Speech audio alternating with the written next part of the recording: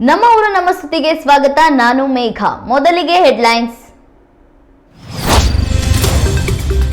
ಬೆಂಗಳೂರಿನಲ್ಲಿ ತಲೆ ಎತ್ತಲಿದೆ ನೂತನ ಕ್ರಿಕೆಟ್ ಸ್ಟೇಡಿಯಂ. 60,000 ಪ್ರೇಕ್ಷಕರ ಸಾಮರ್ಥ್ಯದ ಕ್ರೀಡಾಂಗಣಕ್ಕೆ 50 ಎಕರೆ ಜಾಗ ನಿಗದಿ. ಕೆಂಪೇಗೌಡರ ಜಯಂತಿಯಂದೇ ಘೋಷಣೆ ಮಾಡಿದ ಡಿಸಿಎಂ ಡಿಕೆಶಿ. ರಾಜ್ಯದ ಕರಾವಳಿ ಕೊಡಗಿನಲ್ಲಿ ಮುಂದುವರೆದ ವರುಣನ ಆರ್ಭಟ. 160ರ ಗಡಿ ದಾಟಿದ ಭದ್ರಾ ಜಲಾಶಯ. ಜೂನ್ ತಿಂಗಳಲ್ಲಿಯೇ ಕೆಆರ್ಎಸ್ ಜಲಾಶಯ ಭರ್ತಿ. ಭಾರತಕ್ಕೆ ರಸಗೊಬ್ಬರ ರಫ್ತು ನಿಲ್ಲಿಸಿದ ಚೀನಾ. ಅಂದು ಪಾಕ್ಗೆ ಬೆಂಬಲ. ಇಂದು ಕೃಷಿ ಸಮರಕ್ಕೆ ಮುಂದಾಯ್ತ ಡ್ರ್ಯಾಗನ್ ರಾಷ್ಟ್ರ. ಆತಂಕದಲ್ಲಿ ಭಾರತದ ಅನ್ನದಾತರು. ಬೆಂಗಳೂರಿನಲ್ಲಿ ತಲೆ ಎತ್ತಲಿದೆ ನೂತನ ಕ್ರಿಕೆಟ್ ಸ್ಟೇಡಿಯಂ. ಈ ಕುರಿತ ಬಿಗ್ ಬ್ರೇಕಿಂಗ್ ನ್ಯೂಸ್ ಬಂದಿದೆ, ಬನ್ನಿ ನೋಡೋಣ.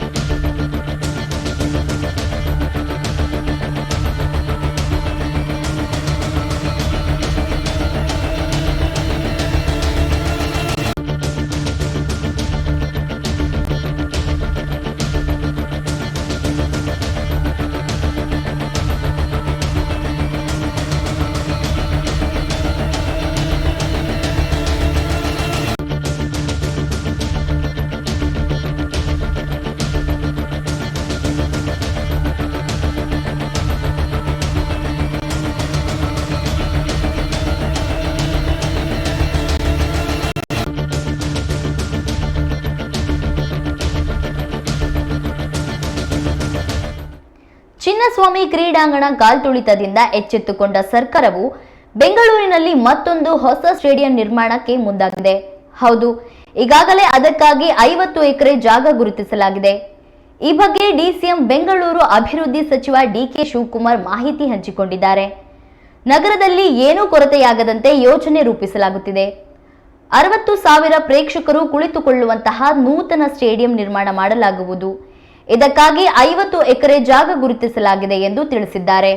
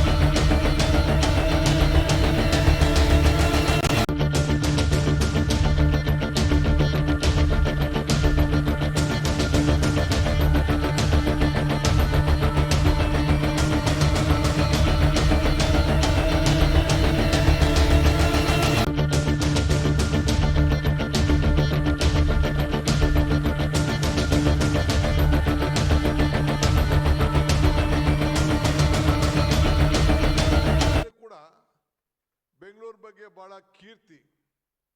ಇವತ್ತು ನಾವೆಲ್ಲ ಈ ನಗರದ ಅಭಿವೃದ್ಧಿಯ ಸ್ಫೂರ್ತಿಯನ್ನು ಕೂಡ ನಾವೆಲ್ಲ ಗಮನಿಸಿದ್ದೇವೆ.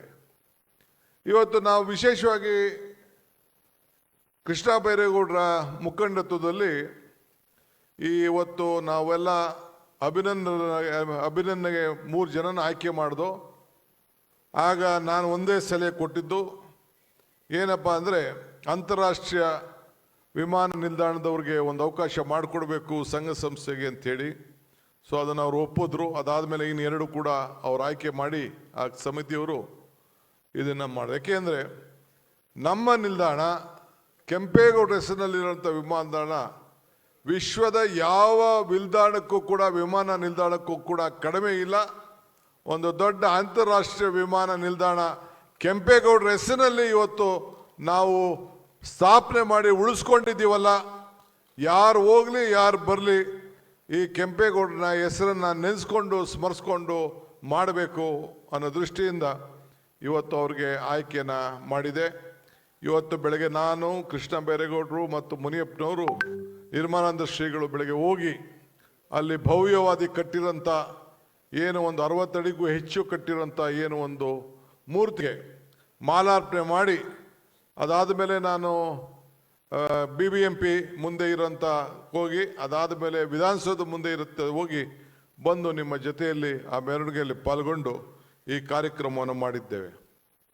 ಪಕ್ಕದಲ್ಲೇ ನಾವು 5 ಎಕರೆ ಜಮೀನನ್ನು ಒಂದೇ ವಾರದಲ್ಲಿ ಕ್ಯಾಬಿನೆಟ್ ತಂದು ಕೂಡ ತೆಗೆದುಕೊಂಡು ಹೋಗಬೇಕು ಅನ್ನೋ ದೃಷ್ಟಿಯಿಂದ ನಾವು ಈ ಜಾಗವನ್ನು ನಾವು ಆಯ್ಕೆಯನ್ನು ನಾವು ಮಾಡಿದ್ದೇವೆ. ಈಗಾಗಲೇ ಬೆಂಗಳೂರು ಯೂನಿವರ್ಸಿಟಿ ವ್ಯಾಪ್ತಿಯಲ್ಲಿ ಸುಮಾರು 100 ಕೋಟಿ ರೂಪಾಯಿ ಅಷ್ಟು ಹಣ ಖರ್ಚು ಮಾಡಿ ಅಲ್ಲಿ ಸಂಶೋಧನಾ ಕೇಂದ್ರ ಕೂಡ ಈಗಾಗಲೇ ಕೆಲಸ ನಡೀತಾ ಇದೆ. ಒಂದು 50 ಕೋಟಿ ರೂಪಾಯಿ ಅಷ್ಟು ಕೂಡ ಖರ್ಚಿಗಾಗಲೇ ಆಗಿದೆ. ಇದಲ್ಲದೆ ಈ ವರ್ಷ ನಾನು ಬೆಂಗಳೂರು ಕಾರ್ಪೊರೇಷನ್ ವತಿಯಿಂದ ಈ ಪಕ್ಕದಲ್ಲಿರೋಂಥ ಇಲ್ಲಿ ಯಾವ ರೀತಿ ಭವ್ಯವಾದಂಥ ಕಟ್ಟಡವನ್ನು ನೋಡ್ತಾ ಇದ್ದೀರಿ, ಹಂಗೆ ಅದೇ ರೀತಿ ಒಂದು ಐತಿಹಾಸಿಕವಾದಂಥ ಕಟ್ಟಡವನ್ನು ಮಾಡಲಿಕ್ಕೆ ಬೆಂಗಳೂರು ನಗರದ ಕಾರ್ಪೊರೇಷನ್ ವತಿಯಿಂದ 100 ಕೋಟಿ ರೂಪಾಯಿಯನ್ನು ಮೀಸಲಾಗಿ ಇಟ್ಟಿದ್ದೇನೆ ಅಂತ ಹೇಳಲಿಕ್ಕೆ ನನಗೆ ಭಾಳ ಸಂತೋಷ ಆಗ್ತದೆ. 3-4 ಜನ ನಮ್ಮ ಆರ್ಕಿಟೆಕ್ಟ್ಗಳಿಗೆ ಇದನ್ನು ತಿಳಿಸಿದ್ದೇವೆ. ಅವರು 3 ಜನ ಪ್ರತ್ಯೇಕವಾಗಿ ಕೊಟ್ಟದನ್ನ ಇನ್ನು ಅನೇಕ ಕಡೆ ಎಲ್ಲ ಹೋಗಿ ನೋಡೋಂಥ ಸಂದರ್ಭದಲ್ಲಿ ಅದನ್ನೆಲ್ಲ ನೋಡಿ ಅವರು ಇದನ್ನು ನಮಗೆ ಅನೇಕ ಸಲಹೆಗಳನ್ನು ಕೊಡುವಂಥ ಕೆಲಸವನ್ನು ನಾವು ಮಾಡಬೇಕು ಅಂಥೇಳಿ, ಆಮೇಲೆ ನಾವು ಕ್ಯಾಬಿನೆಟ್ನಲ್ಲಿ ಮತ್ತು ಕೆಲವು ಸಚಿವರು ಇದಕ್ಕೆ ಸಂಬಂಧಪಟ್ಟವರು ನಾವೆಲ್ಲ ಸೇರಿ ಈ ತೀರ್ಮಾನವನ್ನು ಯಾವ ರೀತಿ ಮಾಡಬೇಕು ಅಂಥೇಳಿ ಆ ತೀರ್ಮಾನವನ್ನು ನಾವು ಮಾಡ್ತೇವೆ. ಮಧ್ಯದಲ್ಲಿ ಶ್ರೀಗಳಿಗೂ ಕೂಡ ಏನು ಯಾವ ರೀತಿ ಕಟ್ಟಡ ಬರ್ತದೆ ಅಂತೇಳಿ ಅವರ ಗಮನಕ್ಕೂ ಕೂಡ ತರ್ತೇನೆ ಅನ್ನೋ ಮಾತನ್ನು ಕೂಡ ಈ ಸಂದರ್ಭದಲ್ಲಿ ಹೇಳಲಿಕ್ಕೆ ಬಯಸ್ತಾ ಇದ್ದೇನೆ. 500 ವರ್ಷಗಳಿಂದನೇ ಸ್ಮರಿಸ್ಕೊಂಡು ನಾವೆಲ್ಲ ಕೊಟ್ಟಿದ್ದೇವೆ. ಹಿಂಗೆ ಅನೇಕ ರೀತಿಯಲ್ಲಿ ಸುಮಾರು ಈ ನಮ್ಮ ಸರ್ಕಾರ ಬಂದ ಮೇಲೆ 1 ಲಕ್ಷ ಕೋಟಿಗೆ ಯೋಜನೆಗಳನ್ನು ಸಿದ್ಧತೆಯನ್ನು ಮನೆಗೆ 25 ಲಕ್ಷ ಮತ್ತು ಮುಂದಿನ ದಿನದಲ್ಲಿ ಈಗಾಗಲೇ ಸುರೇಶ್ ಅವರು 1-2-3 ಜಾಗ ಕೂಡ ಸೂಚನೆಯನ್ನು ಮಾಡಿದ್ದಾರೆ. ಮುಂದಿನ ದಿನದಲ್ಲಿ ಸುಮಾರು 60,000 ಒಳಗೊಂಡಂಥ ಒಂದು ಹೊಸ ಸ್ಟೇಡಿಯಮನ್ನು ಬೆಂಗಳೂರನ್ನು ಕಟ್ಟಲಿಕ್ಕೆ ಈಗಾಗಲೇ ಯೋಜನೆಯನ್ನು ಸಿದ್ಧತೆಯನ್ನು ಮಾಡ್ಕೊಳ್ತಾ ಇದ್ದೇವೆ. ಸುಮಾರು ಅದಕ್ಕೊಂದು 40-50 ಎಕರೆಯನ್ನು ಗುರುಸಿದ್ದೇವೆ. ಇದಕ್ಕಾಗಲೇ ಯೋಜನೆಗಳನ್ನು ನಾನು ತಯಾರು ಮಾಡ್ತಾ ಇದ್ದೇನೆ ಅನ್ನೋ ಮಾತನ್ನು ಕೂಡ ಈ ಸಂದರ್ಭದಲ್ಲಿ ಕೆಂಪೇಗೌಡರ ದಿನಾಚರಣೆ ಸಂದರ್ಭದಲ್ಲಿ ನಾನು ಘೋಷಣೆ ಮಾಡಲಿಕ್ಕೆ ಭಾಳ ಸಂತೋಷ ಆಗ್ತದೆ. ಆಮೇಲೆ ನಾವೆಲ್ಲ ಭಾಳ ತಾಳ್ಮೆಯಿಂದ, ಇನ್ನು ಕೆಲವು ಮಂತ್ರಿಗಳು ಮಾತಾಡ್ತಾರೆ, ಶ್ರೀಗಳು ಮಾತಾಡ್ತಾರೆ, ಅವರ ಮಾತುಗಳನ್ನು ಭಾಳ ಸಂತೋಷದಿಂದ ನಾವು ಕೇಳೋಣ. ಎಲ್ಲ ಸಂಯಮದಿಂದ ತಾವು ಕೂತ್ಕೊಂಡು ಈ ಕಾರ್ಯಕ್ರಮದಲ್ಲಿ ಪಾಲ್ಗೊಳ್ಬೇಕು. ವಿಶೇಷವಾಗಿ ನಾನು ನಮ್ಮ ಮೈಸೂರು ಸುತ್ತೂರಿನ ಶ್ರೀಗಳಿಗೆ ನಾನು ಬಾಬು ಜಗಜೀವನ್ ರಾಮ್ ಭವನದಲ್ಲಿ ಹಮ್ಮಿಕೊಂಡಿದ್ದ ನಾಡಪ್ರಭು ಕೆಂಪೇಗೌಡರ 516ನೇ ಜಯಂತಿಯ ಅಂಗವಾಗಿ ನಡೆದ ನೂತನ ಕೆಂಪೇಗೌಡ ಭವನ ಭೂಮಿ ಪೂಜೆ ಹಾಗೂ ಕೆಂಪೇಗೌಡರ ಅಂತಾರಾಷ್ಟ್ರೀಯ ಪ್ರಶಸ್ತಿ ವಿತರಣಾ ಕಾರ್ಯಕ್ರಮದಲ್ಲಿ ಡಿಸಿಎಂ ಡಿಕೆ ಶಿವಕುಮಾರ್ ಅವರು ಕ್ರೀಡಾಂಗಣ ನಿರ್ಮಾಣದ ವಿಚಾರವನ್ನ ಘೋಷಣೆ ಮಾಡಿದರು.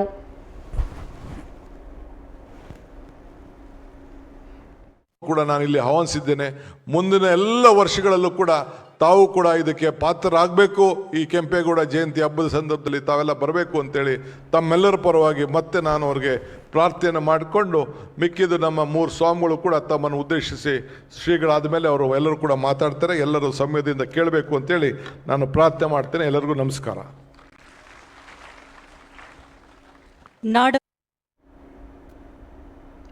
ಗದಗ ಜಿಲ್ಲೆಯ ಶಿರಹಟ್ಟಿ ಬಳಿ ಬೆಳ್ಳಟ್ಟಿಯಿಂದ ಶಿರಟ್ಟಿಗೆ ತೆರಳುತ್ತಿದ್ದ ಬಸ್ನ ಮುಂಭಾಗದ ಚಕ್ರ ಚಲಿಸುತ್ತಿದ್ದ ವೇಳೆ ಕಳಚಿಕೊಂಡಿರುವಂತಹ ಘಟನೆ ನಡೆದಿದೆ. ಅದೃಷ್ಟವಶ ಚಾಲಕ ಸಮಯ ಪ್ರಜ್ಞೆಯಿಂದ ಭಾರೀ ದುರಂತ ತಪ್ಪಿದ್ದು ಪ್ರಯಾಣಿಕರು ಪ್ರಾಣಾಪಾಯದಿಂದ ಪಾರಾಗಿದ್ದಾರೆ. ಡಕೋಟಾ ಬಸ್ಗಳ ಬಳಕೆಯ ಬಗ್ಗೆ ಪ್ರಯಾಣಿಕರು ಆಕ್ರೋಶ ವ್ಯಕ್ತಪಡಿಸಿದ್ದಾರೆ. ಜೊತೆಗೆ ಹೊಸ ಬಸ್ಗಳನ್ನು ಒದಗಿಸುವಂತೆ ಒತ್ತಾಯಿಸಿದ್ದಾರೆ. ಇದು ಟೈರ್ ಹೊರಗೆ ಸರ್, ಅದು ಖಾಲಿ ಅವೆಲ್ಲ ಹೊರಗೆ ಬಂದವ್ರಿ. ಹೇಳ್ತೇನೆ 859 ಸರ್, 0859.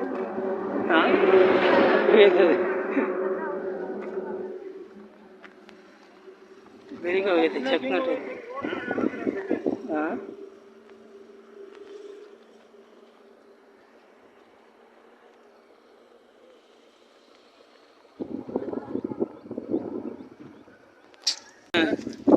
ಇದು ಟೈರ್ ಹೊರಗೆ ಬಂದಿದೆ ಸರ್, ಅದು ಖಾಲಿ ಅವೆಲ್ಲ ಹೊರಗೆ ಬಂದವ್ರಿ. ಹಾಂ ಹೇಳ್ತೇನೆ. 859 ಸರ್, 0859. ಬೇಗ ಹೋಗೈತೆ ಚೆಕ್ ಮಾಡಿ. ಹಾಂ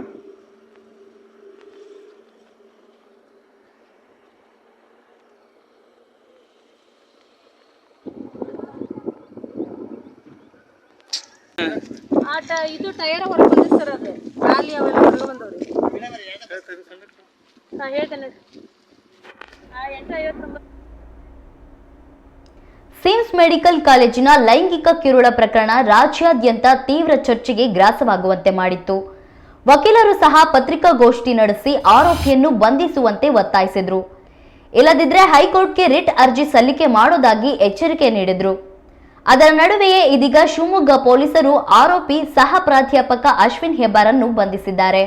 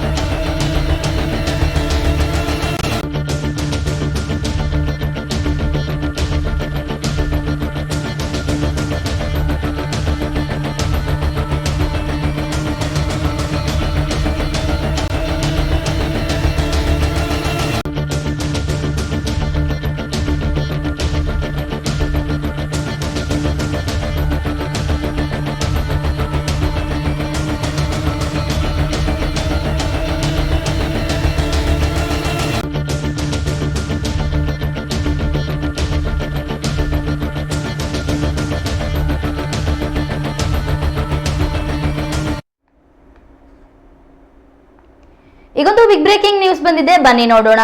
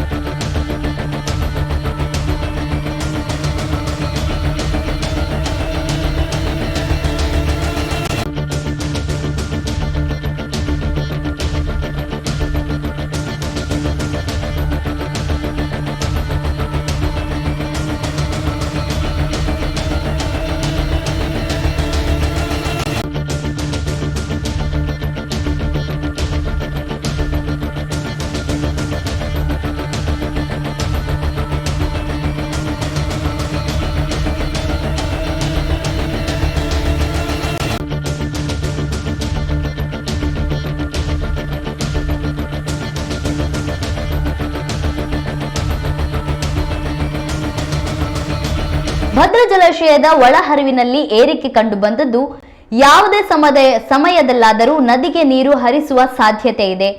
ನದಿ ಪಾತ್ರದ ಜನರು ಸುರಕ್ಷಿತ ಸ್ಥಳಗಳಿಗೆ ತೆರಳಬೇಕು. ಜಾನುವಾರುಗಳನ್ನು ನದಿ ಪಾತ್ರಕ್ಕೆ ಬಿಡಬಾರದು ಎಂದು ಭದ್ರಾ ಯೋಜನಾ ನೀರಾವರಿ ಸಲಹಾ ಸಮಿತಿ ಕಾರ್ಯದರ್ಶಿ ಎಚ್ಚರಿಕೆ ಸಂದೇಶ ರವಾನೆ ಮಾಡಿದ್ದಾರೆ. ಸದ್ಯ ಜಲಾಶಯದಲ್ಲಿ 160 ಅಡಿ ನೀರು ಸಂಗ್ರಹವಾಗಿದ್ದು ಜಲಾಶಯದ ಗರಿಷ್ಠ ಮಟ್ಟ 186 ಅಡಿಯಾಗಿದೆ. ಇನ್ನೇನು ಕೆಲ ದಿನಗಳಲ್ಲಿಯೇ ಜಲಾಶಯ ಭರ್ತಿಯಾಗುವ ಸಾಧ್ಯತೆ ಇದ್ದು ನದಿ ಪಾತ್ರದ ಜನರಿಗೆ ಮೊದಲ ಎಚ್ಚರಿಕೆ ಸಂದೇಶ ನೀಡಲಾಗಿದೆ.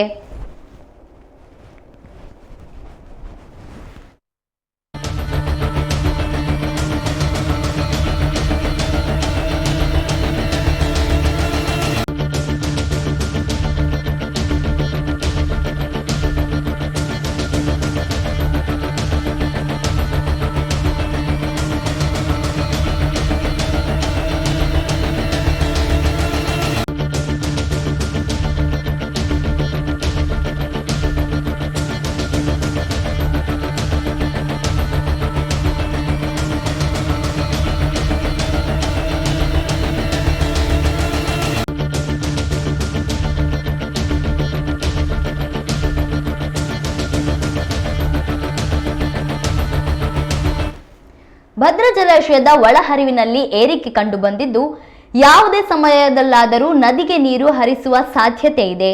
ನದಿ ಪಾತ್ರದ ಜನರು ಸುರಕ್ಷಿತ ಸ್ಥಳಗಳಿಗೆ ತೆರಳಬೇಕು. ಜಾನುವಾರುಗಳನ್ನು ನದಿ ಪಾತ್ರಕ್ಕೆ ಬಿಡಬಾರದು ಎಂದು ಭದ್ರಾ ಯೋಜನಾ ನೀರಾವರಿ ಸಲಹಾ ಸಮಿತಿ ಕಾರ್ಯದರ್ಶಿ ಎಚ್ಚರಿಕೆ ಸಂದೇಶ ರವಾನೆ ಮಾಡಿದ್ದಾರೆ. ಸದ್ಯ ಜಲಾಶಯದಲ್ಲಿ 160 ಅಡಿ ನೀರು ಸಂಗ್ರಹವಾಗಿದ್ದು ಜಲಾಶಯದ ಗರಿಷ್ಠ ಮಟ್ಟ 186 ಅಡಿಯಾಗಿದೆ. ಇನ್ನೇನು ಕೆಲ ದಿನಗಳಲ್ಲಿಯೇ ಜಲಾಶಯ ಭರ್ತಿಯಾಗುವ ಸಾಧ್ಯತೆ ಇದ್ದು ನದಿ ಪಾತ್ರದ ಜನರಿಗೆ ಮೊದಲ ಎಚ್ಚರಿಕೆ ಸಂದೇಶ ನೀಡಲಾಗಿದೆ.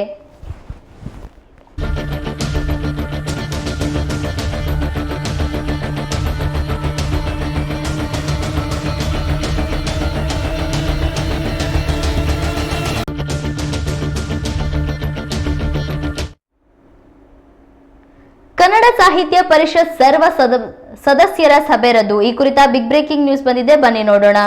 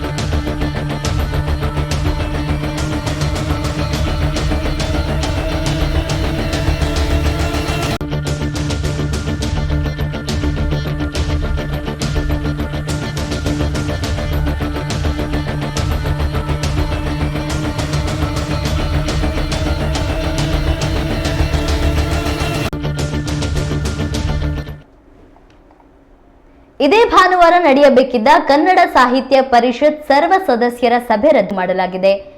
ಜೂನ್ 29ರಂದು ಸಂಡೂರಿನಲ್ಲಿ ಸಭೆ ಆಯೋಜನೆ ಮಾಡಲಾಗಿತ್ತು. ಸಂಡೂರಿನ ಆದರ್ಶ ಕಲ್ಯಾಣ ಮಂಟಪದಲ್ಲಿ ಸಭೆ ನಿಗದಿಯಾಗಿತ್ತು. ಸ್ಥಳದಲ್ಲಿ ಸೌಲಭ್ಯದ ಕೊರತೆ ಸಹ ಇತ್ತು. ಕೂರಲಿಕ್ಕೆ ಅಗತ್ಯವಿರುವ ಸ್ಥಳಾವಕಾಶ ಇರಲಿಲ್ಲ. 1000 ಜನ ಭಾಗವಹಿಸುವ ಸಭೆಗೆ ಆಸನಗಳಿರಲಿಲ್ಲ. ಆ ಹಿನ್ನೆಲೆಯಲ್ಲಿ ಎಲ್ಲ ಸದಸ್ಯರು ಭಾಗವಹಿಸಲು ಅವಶ್ಯವಿರುವಷ್ಟು ಸ್ಥಳದಲ್ಲಿ ಸಭೆ ನಡೆಸುವಂತೆ ಸೂಚನೆ ನೀಡಲಾಗಿದೆ. ಇದೀಗ 2ನೇ ಬಾರಿ ಮುಂದೂಡಿದ ಕಸಾಪ ಸಭೆ ಮುಂದೂಡಲಾಗಿದೆ. ನಾಡಿನ ಹಲವರಿಂದ ಸಭೆ ಆಯೋಜನೆ ವಿರೋಧ ವ್ಯಕ್ತಪಡಿಸಿದ್ರು. ಸಹಕಾರ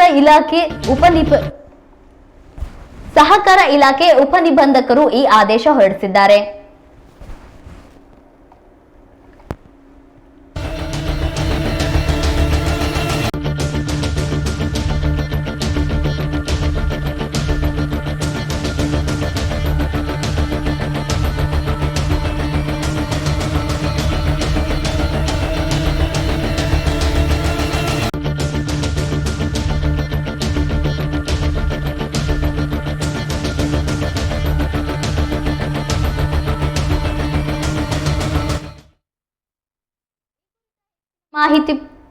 ಈ ಕುರಿತ ಹೆಚ್ಚಿನ ಮಾಹಿತಿ ಪಡೆಯೋಣ.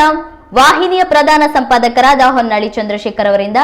ಹೊನ್ನಾಳಿ ಚಂದ್ರಶೇಖರ್ ಅವರೇ, ಕಸಾಪ ಸಭೆಯು ಮತ್ತೊಮ್ಮೆ ಮುಂದೂಡಲಾಗಿದೆ. ಈ ಕುರಿತ ಅಪ್ಡೇಟ್ ಏನಿದೆ? ಬೇಗ ಕನ್ನಡ ಸಾಹಿತ್ಯ ಪರಿಷತ್ ಸರ್ವ ಸದಸ್ಯರ ಸಭೆ ಈಗ 2ನೇ ಬಾರಿ ಮುಂದೂಡಲಾಗ್ತಾ ಇದೆ. 2ನೇ ಬಾರಿ ಮುಂದೂಡಿ ಈಗ ಏನು ಸಂಡೂರಿನಲ್ಲಿ ನಿಗದಿಯಾಗಿದೆ ಸಭೆ, ಇದೇ ಈ ಭಾನುವಾರ ನಡಿಬೇಕಾಗಿತ್ತು ಸರ್ವ ಸದಸ್ಯರ ಸಭೆ.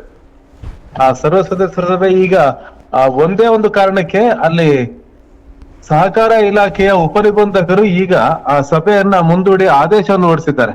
ಆದ್ರೆ ಈ ಸಹಕಾರ ಸಭೆ ಉಪನಿಬಂಧಕರು ಈ ಆದೇಶ ಹೊರಡಿಸೋದಕ್ಕೆ ಹಲವು ಕಾರಣಗಳನ್ನ ಅವ್ರು ಕೊಟ್ಟಿದ್ದಾರೆ. ಅವರು ಆದೇಶದಲ್ಲಿ ಪ್ರಸ್ತಾಪ ಮಾಡಿರ್ತಕ್ಕಂಥ ಕಾರಣಗಳು ಅಂತಂದ್ರೆ, ಕನ್ನಡ ಸಾಹಿತ್ಯ ಪರಿಷತ್ತಿನ ಸರ್ವ ಸದಸ್ಯರ ಸಭೆ ನಡೀಲಿಕ್ಕೆ ಏನು ಸಂಡೂರಿನ ಆದರ್ಶ ಕಲ್ಯಾಣ ಮಂದಿರದಲ್ಲಿ ಸಭೆ ನಿಗದಿಯಾಗಿದೆ, ಅಲ್ಲಿ ಎಲ್ಲಾ ರೀತಿಯಾದಂತ ವ್ಯವಸ್ಥೆ ಇಲ್ಲ ಅಂತ ಹೇಳಿ. ಅಂದ್ರೆ ಈಗ ಕನ್ನಡ ಸಾಹಿತ್ಯ ಪರಿಷತ್ತಿನಲ್ಲಿ ಸರಿಸುಮಾರು 4.5 ಲಕ್ಷ ಜನ ಸದಸ್ಯರಿದ್ದಾರೆ. ಮತ್ತೆ ಕೋರಂ ಆಗ್ಬೇಕು ಅಂತಂದ್ರೆ 1,000 ಜನ ಸದಸ್ಯರು ಭಾಗಿಯಾಗಬೇಕು ಅಂತ ಇದೆ. ಆದ್ರೆ ಸಭೆ ನಿಗದಿ ಆಗಿರ್ತಕ್ಕಂತ ಆದರ್ಶ ಕಲ್ಯಾಣ ಮಂದಿರದಲ್ಲಿ 1,000 ಜನಕ್ಕೂ ಸಹ ಅಲ್ಲಿ ಆಸನ ವ್ಯವಸ್ಥೆ ಇಲ್ಲ, ಸೌಕರ್ಯ ವ್ಯವಸ್ಥೆ ಇಲ್ಲ ಅಂತ ಹೇಳಿ. ಮತ್ತೆ ಬಹಳ ಮುಖ್ಯವಾಗಿ ಏನು ಅಲ್ಲಿ ಸಭೆ ನಿಗದಿ ಆಗಿದೆ ಆ ಜಾಗದಲ್ಲಿ ಸಭೆ ನಿಗದಿ ಆಗುತ್ತೆ ಅಂತೇಳಿ ಎಲ್ಲಾ ಸದಸ್ಯರಿಗೆ ಅವಕಾಶವನ್ನ ಮಾಡಿಕೊಡ್ಬೇಕಾಗಿತ್ತು. ಅಂದ್ರೆ ಅಲ್ಲಿ ಸಭೆ ಇದೆ ಅಂತ ಹೇಳಿ ಸಭೆಯ ಮಾಹಿತಿನ ಕಳಿಸ್ಕೊಡ್ಬೇಕಾಗಿತ್ತು. ಆ ಸಭೆಯ ಮಾಹಿತಿ ಕಳಿಸ್ಕೊಟ್ಟಿಲ್ಲ. ಅದು ಕನ್ನಡ ನುಡಿ ಪತ್ರಿಕೆಯ ಮೂಲಕ ಕಳಿಸ್ಕೊಡ್ತಾ ಇತ್ತು ಸಾಮಾನ್ಯವಾಗಿ. ಆದ್ರೆ ಕನ್ನಡ ನುಡಿ ಪತ್ರಿಕೆ ಈಗ ಅದು ಬರ್ತಾ ಇಲ್ಲ. ಹಾಗಾಗಿ ಅಲ್ಲಿ ಏನ್ ಮಾಡಿದ್ದಾರೆ ಅಂತಂದ್ರೆ ಸಭೆಯ ಮಾಹಿತಿಯನ್ನ ನಾವು ಸೋಷಿಯಲ್ ಮೀಡಿಯಾ ಮೂಲಕ ತಲುಪಿಸಿದ್ದೀವಿ ಅಂತ ಹೇಳ್ತಾರೆ. ಆದ್ರೆ ಸೋಷಿಯಲ್ ಮೀಡಿಯಾ ಮೂಲಕ ಬಂದಂತ ಮಾಹಿತಿ ಎಲ್ರಿಗೂ ತಲುಪಕ್ ಸಾಧ್ಯ ಇಲ್ಲ ಅಂತ ಬಹಳಷ್ಟು ಜನ ಸಹಕಾರ ಇಲಾಖೆ ಉಪನಿಬಂಧಕರಿಗೆ ಆ ದೂರನ್ನು ಕೊಟ್ಟಿದ್ರು. ಅದಲ್ಲದೆ ಆ ಸಭೆಯಲ್ಲಿ 2022-23ನೇ ಸಾಲಿನ ವಾರ್ಷಿಕ ಲೆಕ್ಕಪತ್ರ ಮಂಡನೆ ಮತ್ತು ಪರಿಶೀಲನೆ ಅಂತ ಹೇಳಿ ಒಂದು ಸಬ್ಜೆಕ್ಟ್ ಇತ್ತು. ಅಂದ್ರೆ ಈಗಾಗಲೇ 2 ವರ್ಷ ಆಗಿದೆ. 2 ವರ್ಷ ಆಗಿ ನಂತರದ ಕ್ರಿಯಾ ಯೋಜನೆ ಆಗಿ ನಂತರದ ವಾರ್ಷಿಕ ಲೆಕ್ಕಪತ್ರವೂ ಇದಾಗಿ ಇವೆಲ್ಲ ಆದಾಗ ಹಳೆಯ ಲೆಕ್ಕಪತ್ರ ಅಗತ್ಯ ಏನಿದೆ ಅಂತೇಳಿ ಹಲವರು ಅವರಿಗೆ ದೂರನ್ನ ಸಲ್ಲಿಸಿದ್ರು. ಮತ್ತು ಆ ಸಹಕಾರ ಇಲಾಖೆಗೆ ಏನು ಕನ್ನಡ ಸಾಹಿತ್ಯ ಪರಿಷತ್ತಿನ ಆ ವಾರ್ಷಿಕ ವರದಿಯಲ್ಲಿ ಏನು ಲೆಕ್ಕಪತ್ರಗಳ ಲೋಪ ಇದೆ ಅವೆಲ್ಲವನ್ನೂ ಸಹ ಬಹಳಷ್ಟು ಜನ ಸಾಹಿತ್ಯ ಪರಿಷತ್ತಿನ ಆಜೀವ ಸದಸ್ಯರು ದೂರನ್ನ ಸಲ್ಲಿಸಿದ್ರು. ಮತ್ತೆ ಕನ್ನಡ ಸಾಹಿತ್ಯ ಪರಿಷತ್ ಕನ್ನಡ ಜಾಗೃತಿ ಸಮಿತಿ ಅಂತ ಏನಿದೆ, ಕನ್ನಡ ಜಾಗೃತಿ ಸಮಿತಿಯ ಕ್ರಿಯಾ ಸಮಿತಿಯ ಸಂಚಾಲಕರಾದಂತ ಜಾಣಗೆರೆ ವೆಂಕಟರಾಮಯ್ಯ ಅವರು ದೂರನ್ನು ಕೊಟ್ಟಿದ್ರು. ಮಂಡ್ಯದಿಂದಲೂ ಸಹ ದೂರ ಬಂದಿತ್ತು. ಬಹಳ ಮುಖ್ಯವಾಗಿ ಸಭೆಗೆ ನಮಗೆ ಆಹ್ವಾನ ಬಂದಿಲ್ಲ ಅಂತೇಳಿ ಹೀಗೆ ಬಹಳಷ್ಟು ದೂರುಗಳು ಸಹಕಾರ ಇಲಾಖೆ ಉಪನಿಬಂಧಕರಿಗೆ ತಲುಪಿತ್ತು. ಹಾಗಾಗಿ ಅಲ್ಲಿ ಬಂದು ಪರಿಶೀಲನೆ ಮಾಡಿದರೆ ಇಷ್ಟೇ ಅಲ್ಲದೇನೆ ಆ ಬಳ್ಳಾರಿಯಲ್ಲೂ ಸಹ ಬಳ್ಳಾರಿ ಜಿಲ್ಲೆಯಲ್ಲಿ ಆ ಸಂಡೂರಿನಲ್ಲಿ ಏನು ಆದರ್ಶ ಕಲ್ಯಾಣ ಮಂದಿರದಲ್ಲಿ ಸರ್ವ ಸದಸ್ಯ ಸಭೆ ನಿಯೋಜನೆ ಆಗಿದೆ, ಆ ಸಭೆಯಲ್ಲಿ ವ್ಯವಸ್ಥೆ ಇಲ್ಲ ಅಂತೇಳಿ ಪೊಲೀಸ್ ಇನ್ಸ್ಪೆಕ್ಟರ್ ಅವರಿಗೆ ಒಂದು ದೂರನ್ನು ಸಲ್ಲಿಸಲಾಗಿತ್ತು. ಮತ್ತು ಆ ಪೊಲೀಸ್ ಇನ್ಸ್ಪೆಕ್ಟರ್ ಅವರು SP ಅವರಿಗೆ ಈ ಕುರಿತಂತೆ ವರದಿಯನ್ನು ಕೊಟ್ಟಿದ್ರು. ಹಾಗಾಗಿ SP ಅವರು ಮತ್ತೆ ಜಿಲ್ಲಾಧಿಕಾರಿಗಳು ಸಹ ಅವರಿಗೂ ಸಹ ಇದೊಂದು ವರದಿ ಹೋಗಿತ್ತು, ಅಲ್ಲಿ ಸಭೆ ನಡೆಸಲಿಕ್ಕೆ ಆಗಲ್ಲ ಅಂತೇಳಿ. ಅಂತಹ ಸಂದರ್ಭದಲ್ಲಿ ಅಲ್ಲಿ ಜಿಲ್ಲಾಧಿಕಾರಿಗಳು ಏನ್ ಮಾಡಿದ್ದಾರೆ, ಆ ಸಭೆಯನ್ನು ಆಯೋಜನೆ ಮಾಡಿದಂತ ಜಿಲ್ಲಾ ಕನ್ನಡ ಸಾಹಿತ್ಯ ಪರಿಷತ್ತವರಿಗೆ ಕರೆದು ನಿಮ್ಮ ಜವಾಬ್ದಾರಿಯ ಮೇಲೆ ನೀವು ಸಭೆಯನ್ನು ನಡೆಸಬಹುದು ಅನ್ನುವಂತ ಒಂದು ಸೂಚನೆಯನ್ನ ಕೊಟ್ಟು ಸಭೆಯನ್ನ ಮಾಡ್ಲಿಕ್ಕೆ ಅವರು ಅನುಮತಿಯನ್ನು ಕೊಟ್ಟಿದ್ರು. ನಿಮ್ ಜವಾಬ್ದಾರಿ ಮೇಲೆ ನೀವು ಮಾಡಿ ಅಂತ. ಮತ್ತು ಅಲ್ಲಿ ಹಿರಿಯ ಸಾಹಿತಿಗಳೇನ್ ಬರ್ತಾರೆ ಆ ಸಭೆಗೆ ಅವರಿಗೆ ರಕ್ಷಣೆ ಕೊಡ್ಲಿಕ್ಕೂ ಸಹ ಸಾಧ್ಯ ಆಗೋದಿಲ್ಲ ಅನ್ನುವಂತ ಮಾತೆಲ್ಲ ಇತ್ತು. ಇದನ್ನ ಕನ್ನಡ ಸಾಹಿತ್ಯ ಪರಿಷತ್ತಿನ ರಾಜ್ಯಾಧ್ಯಕ್ಷರು ಸಾರಾಸಗಟಾಗಿ ಡಿನೈ ಮಾಡ್ತಾ ಇದ್ರು. ಯಾರು ಬರ್ತಾರೆ ಸಾಹಿತಿಗಳು ಆ ಸಭೆಗೆ, ಯಾರು ಬರೋದಿಲ್ಲ, ಯಾವ ಸಭೆನಲ್ಲೂ 200-300ಗಿಂತ ಜಾಸ್ತಿ ಬರಲ್ಲ ಅಂತೇಳಿ. ಆದ್ರೆ ಕೋರಂ ಆಗ್ಬೇಕು ಅಂದ್ರೆ 1,000 ಜನ ಸದಸ್ಯರು ಇರ್ಬೇಕು ಅಂತಕ್ಕಂಥದ್ದಿದೆ.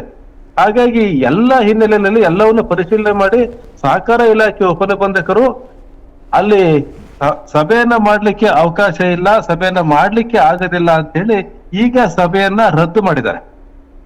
ಹಾಗಾಗಿ ಇದೇ ಭಾನುವಾರ ಏನ್ ನಡೀಬೇಕಾಗಿತ್ತು ಸರ್ವ ಸದಸ್ಯರ ಸಭೆ, ಆ ಸಭೆ ರದ್ದಾಗಿದೆ. ಮತ್ತು ಆ ಸರ್ವ ಸದಸ್ಯರ ಸಭೆಗಿಂತ ಮುಂಚೆ ಕಾರ್ಯಕಾರಿ ಸಮಿತಿ ಸಭೆ ನಡೀಬೇಕಾಗಿದೆ, ಕನ್ನಡ ಸಾಹಿತ್ಯ ಪರಿಷತ್ತಿನ ಕಾರ್ಯಕಾರಿ ಸಮಿತಿ ಸಭೆ. ಹಾಗಾಗಿ ಈಗ ಸರ್ವ ಸದಸ್ಯ ಸಭೆ ರದ್ದಾಗಿದೆ. ಈ ಸರ್ವ ಸದಸ್ಯರ ಸಭೆ ಯಾವಾಗ ನಿಗದಿ ಆಗುತ್ತೆ, ಏನಾಗುತ್ತೆ ಅಂತಕ್ಕಂಥ ಮಾಹಿತಿ ಸದ್ಯಕ್ಕೆ ಇಲ್ಲ. ಹಾಗಾಗಿ ಈ ಕನ್ನಡ ಸಾಹಿತ್ಯ ಪರಿಷತ್ತಿನ ರಾಜ್ಯಾಧ್ಯಕ್ಷರ ಆ ಸರ್ವಾಧಿಕಾರಿ ಧೋರಣೆ ಏನಿದೆ, ಮತ್ತೆ ಅವರು ಬೇರೆ ಬೇರೆ ಏನೇನು ಆದೇಶಗಳನ್ನ ಮಾಡ್ತಾ ಇದ್ರು, ಬೈಲಾ ತಿದ್ದುಪಡಿ ಹೊರಡ್ತಾ ಇದ್ರು, ಈ ಎಲ್ಲಾ ಕಾರಣಕ್ಕೆ ಅವರನ್ನು ವಿರೋಧ ಮಾಡಿ ನಿರಂತರವಾಗಿ ಹೋರಾಟಗಳು ಸಹ ನಡೀತಾ ಇತ್ತು.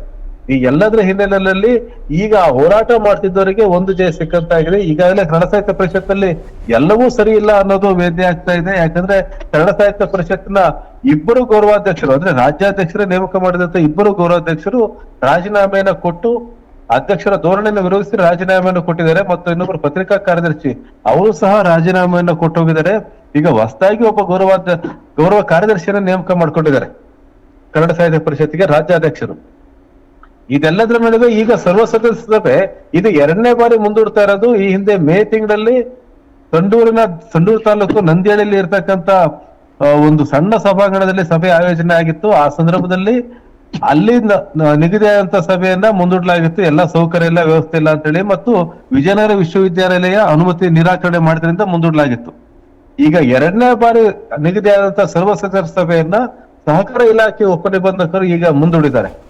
ಹಾಗಾಗಿ ಕನ್ನಡ ಸಾಹಿತ್ಯ ಪರಿಷತ್ನಲ್ಲಿ ಎಲ್ಲವೂ ಸರಿ ಇಲ್ಲ, ಕನ್ನಡ ಸಾಹಿತ್ಯ ಪರಿಷತ್ನಲ್ಲಿ ಸಮಸ್ಯೆ ಆಗ್ತಾ ಇದೆ ಅನ್ನೋದು ಗೊತ್ತಾಗ್ತಾ ಇದೆ. ಮುಂದಿನ ದಿನಗಳಲ್ಲಿ ಸರ್ಕಾರ ಈ ನಿಟ್ಟಿನಲ್ಲಿ ಯಾವ ಕ್ರಮಗಳನ್ನು ಕೈಗೊಳ್ಳುತ್ತೆ ನೋಡ್ಬೇಕಾಗಿದೆ. ಮೇಘ, ನಿಮ್ಮೆಲ್ಲ ಮಾಹಿತಿಗಾಗಿ ಧನ್ಯವಾದಗಳು.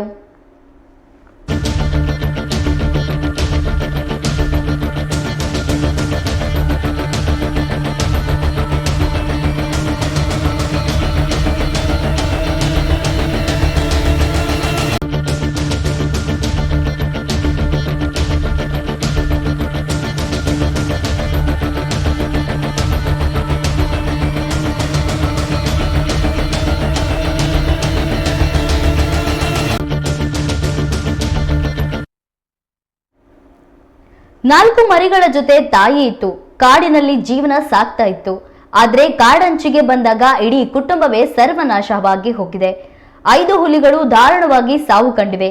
ಇಡೀ ರಾಜ್ಯದಲ್ಲಿಯೇ ಹುಲಿಗಳ ಸಾವಿನ ಪ್ರಕರಣ ತೀವ್ರ ಚರ್ಚೆಗೆ ಗ್ರಾಸವಾಗುವಂತೆ ಮಾಡಿದ್ದು, ಆ ಕುರಿತ ಒಂದು ರಿಪೋರ್ಟ್ ಇಲ್ಲಿದೆ. ಹುಲಿ ಕುಟುಂಬದ ದುರಂತ ಅಂತ್ಯ. 4 ಮರಿ ಮತ್ತು ತಾಯಿಯನ್ನು ಕೊಂದಿದ್ಯಾರು? ಒಂದಲ್ಲ ಎರಡಲ್ಲ, ಬರೋಬ್ಬರಿ 5 ಹುಲಿಗಳು ಚಾಮರಾಜನಗರ ಜಿಲ್ಲೆಯ ಮಲೆಮಾದಪ್ಪನ ಬೆಟ್ಟದಲ್ಲಿ ದುರಂತ ಅಂತ್ಯ ಕಂಡಿವೆ. ಅದರಲ್ಲಿ 4 ಮರಿಗಳು ಸಹ ಸೇರಿವೆ. ಮೃತಪಟ್ಟ ಹುಲಿಗಳಲ್ಲಿ 4 ಹೆಣ್ಣು ಹುಲಿ, 1 ಗಂಡು ಹುಲಿಗಳಾಗಿದ್ದು ಕೆಲವೇ ತಿಂಗಳುಗಳಲ್ಲಿ ಟೆರಿಟರಿ ಮಾಡಿಕೊಳ್ಳುವ ಹಂತದಲ್ಲಿದ್ವು. ಆದರೆ ಮೂಕ ಪ್ರಾಣಿಗಳು ಪ್ರಾಣ ಬಿಟ್ಟಿವೆ. ಇಡೀ ಹುಲಿ ಕುಟುಂಬವೇ ಸರ್ವನಾಶವಾಗಿ ಹೋಗಿದೆ.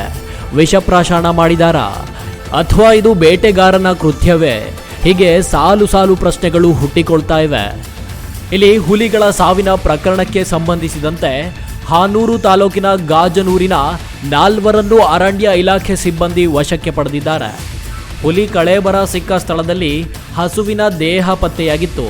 ಇಲ್ಲಿ ಬೇಟೆಯಾಡಿದ್ದ ಹಸುವಿಗೆ ಕೀಟನಾಶಕ ಸಿಂಪಡಣೆ ಮಾಡಿರುವ ಶಂಕೆ ಹಿನ್ನೆಲೆಯಲ್ಲಿ ದನ ಮೇಯಿಸುವವರನ್ನು ವಶಕ್ಕೆ ಪಡೆಯಲಾಗಿದೆ. ಅಷ್ಟೇ ಅಲ್ಲ, ಮೃತಪಟ್ಟಿರುವ ಹಸು ಯಾರದ್ದು ಎಂಬುದನ್ನು ಅರಣ್ಯ ಇಲಾಖೆ ಸಿಬ್ಬಂದಿ ಪತ್ತೆ ಹಚ್ತಾ ಇದ್ದಾರೆ. ಹಸು ಕೊಂದ ಕೋಪಕ್ಕೆ ದನಗಾಹಿಗಳು ಏನಾದರೂ ವಿಷ ಇಟ್ರ ಅಥವಾ ಇದು ಬೇಟೆಗಾರರ ಕೃತ್ಯವ ಎಂಬುದರ ಬಗ್ಗೆ ನಮ್ಮ ಅರಣ್ಯ ಇಲಾಖೆ ತನಿಖೆ ನಡೆಸ್ತಾ ಇದೆ. ಇನ್ನು PPCFನ BP ರವಿ ನೇತೃತ್ವದಲ್ಲಿ 6 ಮಂದಿ ತನಿಖಾ ತಂಡ ನೇಮಿಸಲಾಗಿದೆ. ತಂಡ ಇಂದು ಘಟನಾ ಸ್ಥಳಕ್ಕೆ ಭೇಟಿ ನೀಡಿ ಪರಿಶೀಲನೆ ನಡೆಸಿದೆ. 14 ದಿನದ ಒಳಗೆ ಹುಲಿ ಸಾವಿನ ಸಮಗ್ರ ವರದಿ ಕೊಡಲು ತನಿಖಾ ತಂಡಕ್ಕೆ ಸೂಚನೆ ನೀಡಲಾಗಿದೆ. ಮಾನವ ಮತ್ತು ಕಾಡು ಪ್ರಾಣಿ ಸಂಘರ್ಷ, ಕ್ರಿಮಿನಲ್ ಕೇಸ್ ಹಾಕುವಂತೆ ಒತ್ತಾಯ. 5 ಹುಲಿಗಳು ನಿಗೂಢವಾಗಿ ಸಾವನ್ನಪ್ಪಿರುವ ಪ್ರಕರಣದ ಬಗ್ಗೆ ಹಾನೂರು ಶಾಸಕ ಮಂಜುನಾಥ್ ಅವರು ವಿಷಪ್ರಾಶನದಿಂದ ಹುಲಿಗಳು ಸಾವನ್ನಪ್ಪಿವೆ ಎಂದು ಹೇಳಿದ್ದಾರೆ. ಇಲ್ಲಿ ಹುಲಿ ಸತ್ತು 3 ದಿನವಾದರೂ ಅರಣ್ಯ ಇಲಾಖೆಯ ಗಮನಕ್ಕೆ ಯಾಕೆ ಬರಲಿಲ್ಲ ಎಂದು ಪ್ರಶ್ನೆ ಮಾಡಿದ್ರು. ಈ ಪ್ರದೇಶದಲ್ಲಿ ಮಾನವ ಮತ್ತು ಕಾಡು ಪ್ರಾಣಿಗಳ ಸಂಘರ್ಷ ಮೊದಲಿನಿಂದಲೂ ಇದೆ. ಇದೇ ಕಾರಣಕ್ಕೆ ವಿಷಪ್ರಾಶನ ಶಂಕೆ ವ್ಯಕ್ತವಾಗ್ತಾ ಇದೆ. ಈ ಘಟನೆಯು ಮಲೆಮಹದೇಶ್ವರ ವನ್ಯಜೀವಿ ಅರಣ್ಯ ವಲಯದಲ್ಲಿ ನಡೆದಿದೆ. ಸದ್ಯ ಈ ಪ್ರಕರಣ ರಾಜ್ಯಾದ್ಯಂತ ತೀವ್ರ ಚರ್ಚೆಗೆ ಗ್ರಾಸವಾಗುವಂತೆ ಮಾಡಿದೆ. ಇನ್ನು ತಪ್ಪಿತಸ್ಥರ ವಿರುದ್ಧ ಕಾನೂನು ಕ್ರಮಕ್ಕೆ ಒತ್ತಾಯ ಕೇಳಿ ಬರ್ತಾ ಇದೆ.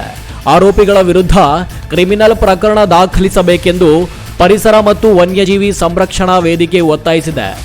ಮಲೆ ಮಹದೇಶ್ವರ ಬೆಟ್ಟದ ಮಹದೇಶ್ವರ್ ಬಯಲಿನ ಹ್ಯುಗ್ಯಂ ವಲಯ ಅದರ ಮೀನ್ಯಂ ಬಳಿ ಇಂದು 5 ಹುಲಿಗಳು ಮೃತಪಟ್ಟಿದ್ದು ಇದು ಅತ್ಯಂತ ದುಃಖದ ಮತ್ತು ಅತ್ಯಂತ ನೋವಿನ ಸಂಗತಿಯಾಗಿದೆ. ಒಂದು ತಾಯಿ ಹುಲಿ ಮತ್ತು ಅದರ 4 ಮರಿ ಸೇರಿ 5 ಹುಲಿಗಳು ಸಾವಿಗೀಡ ಆಗಿರುವುದು ತಿಳಿದು ಬಹಳ ನೋವಾಗಿದೆ. ಈ ವಿಷಯ ತಿಳಿದ ಕೂಡಲೇ ನಾನು PCCF ನೇತೃತ್ವದ ಉನ್ನತ ಮಟ್ಟದ ತನಿಖೆಗೆ ಆದೇಶ ನೀಡಿರುತ್ತೇನೆ. ಪ್ರಾಥಮಿಕ ವರದಿಯಂತೆ ಎಲ್ಲ ಹುಲಿಗಳು ಅಸಹಜವಾಗಿ ಸಾವನ್ನು ಅಪ್ಪಿದ್ದಾವೆ. ರಾಷ್ಟ್ರೀಯ ಹುಲಿ ಸಂರಕ್ಷಣಾ ಪ್ರಾಧಿಕಾರ ಶಿಷ್ಟಾಚಾರದ ಪ್ರಕಾರ ಮರಣೋತ್ತರ ಪರೀಕ್ಷೆ ನಡೆಸಲಾಗುವುದು. ಈ ಒಂದು ಹೃದಯ ವೃದ್ಧಾವಕ ಘಟನೆ ಏನಾಗಿದೆ ಅದರಿಂದ ಅತ್ಯಂತ ಅಘಾತವಾಗಿದೆ.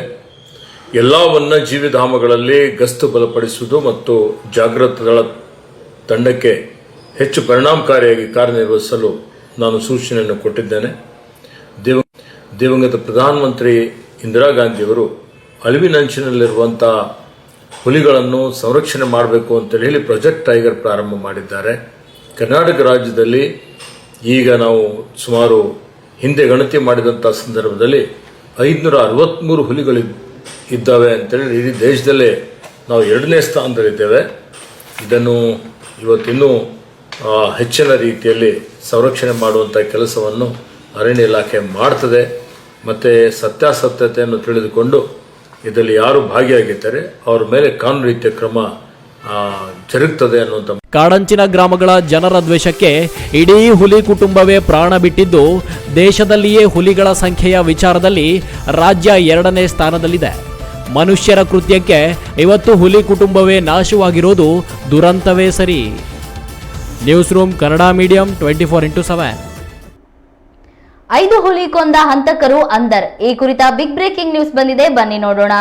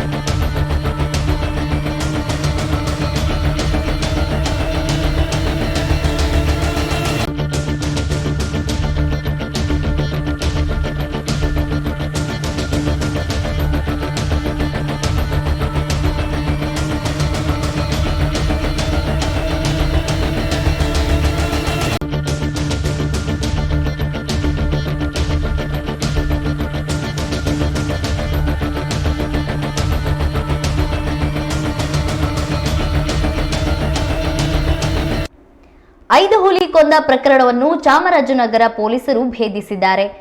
ದನದ ಮಾಂಸಕ್ಕೆ ವಿಷ ಹಾಕಿರೋದು ಬಟಬಯಲಾಗಿದೆ. ಅಪ್ಪ ಮತ್ತು ಮಗನಿಂದ ಈ ಕೃತ್ಯ ನಡೆದಿದ್ದು ಪೊಲೀಸರು ಅಪ್ಪನನ್ನ ಬಂಧಿಸಿದ್ದಾರೆ.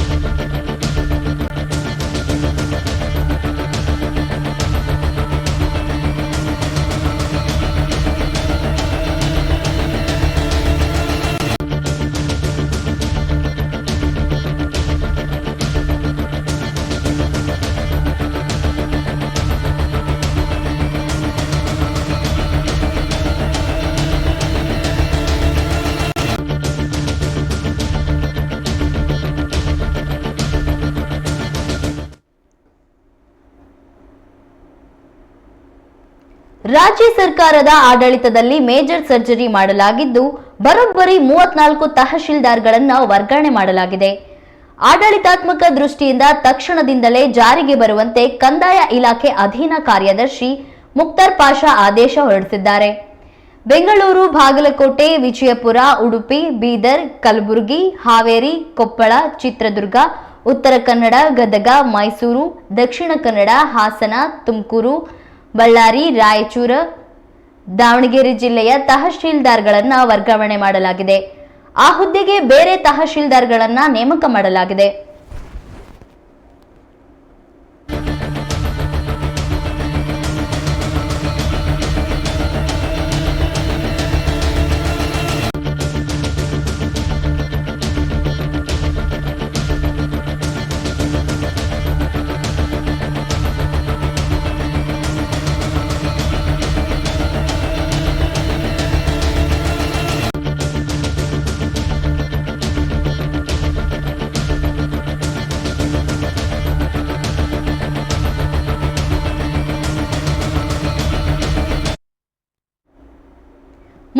ಮುಖ್ಯಮಂತ್ರಿ ಸಿದ್ದರಾಮಯ್ಯ ಕುರ್ಚಿ ಅಲ್ಗಡ್ತಾ ಇದೆಯಾ? ಸೆಪ್ಟೆಂಬರ್ನಲ್ಲಿ ಯಾವ ಕ್ರಾಂತಿ ಆಗತ್ತೆ? ಕಾಂಗ್ರೆಸ್ನಲ್ಲಿ ನಾಯಕತ್ವ ಬದಲಾಗುತ್ತಾ? ಈ ರೀತಿಯ ಪ್ರಶ್ನೆಗಳು ರಾಜ್ಯದಲ್ಲಿ ಹುಟ್ಟಿಕೊಂಡಿವೆ. ಇದೀಗ ಇದಕ್ಕೆ ಪೂರಕವಾಗುವಂತೆ ಗೃಹ ಸಚಿವ ಜಿ ಪರಮೇಶ್ವರ್ ಅವರು ಧ್ವನಿಗೂಡಿಸಿದ್ದಾರೆ. ಸೆಪ್ಟೆಂಬರ್ನಲ್ಲಿ ಕ್ರಾಂತಿ ನಡೆಯುವ ಬಗ್ಗೆ ಕೆಎನ್ ರಾಜಣ್ಣಗೆ ಮಾಹಿತಿ ಇರಬೇಕು, ಇಲ್ಲದಿದ್ದರೆ ಹಾಗೆ ಹೇಳ್ತಾ ಇರಲಿಲ್ಲ ಎಂದು ಹೇಳಿದ್ದಾರೆ.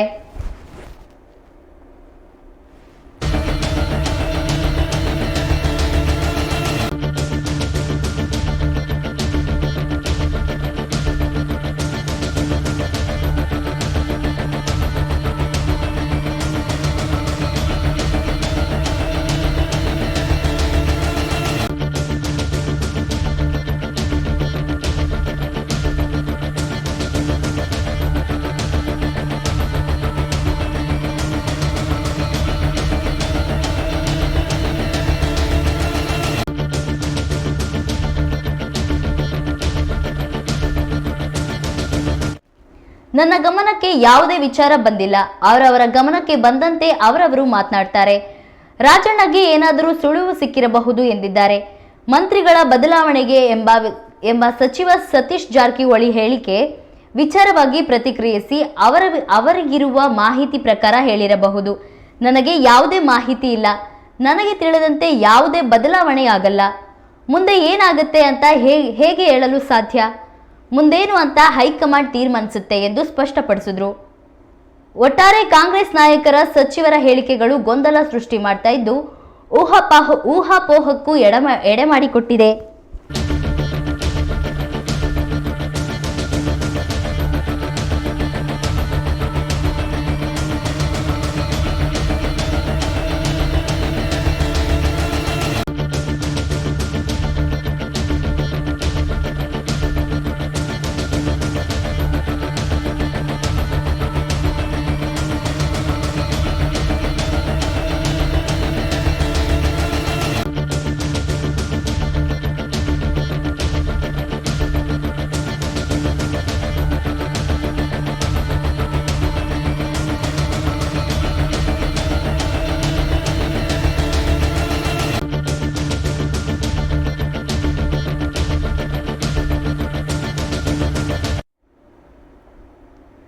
ಮುಂಗಾರು ಆರಂಭವಾಗಿದೆ, ಮಳೆಯ ಆರ್ಭಟ ಆರಂಭವಾಗಿದೆ.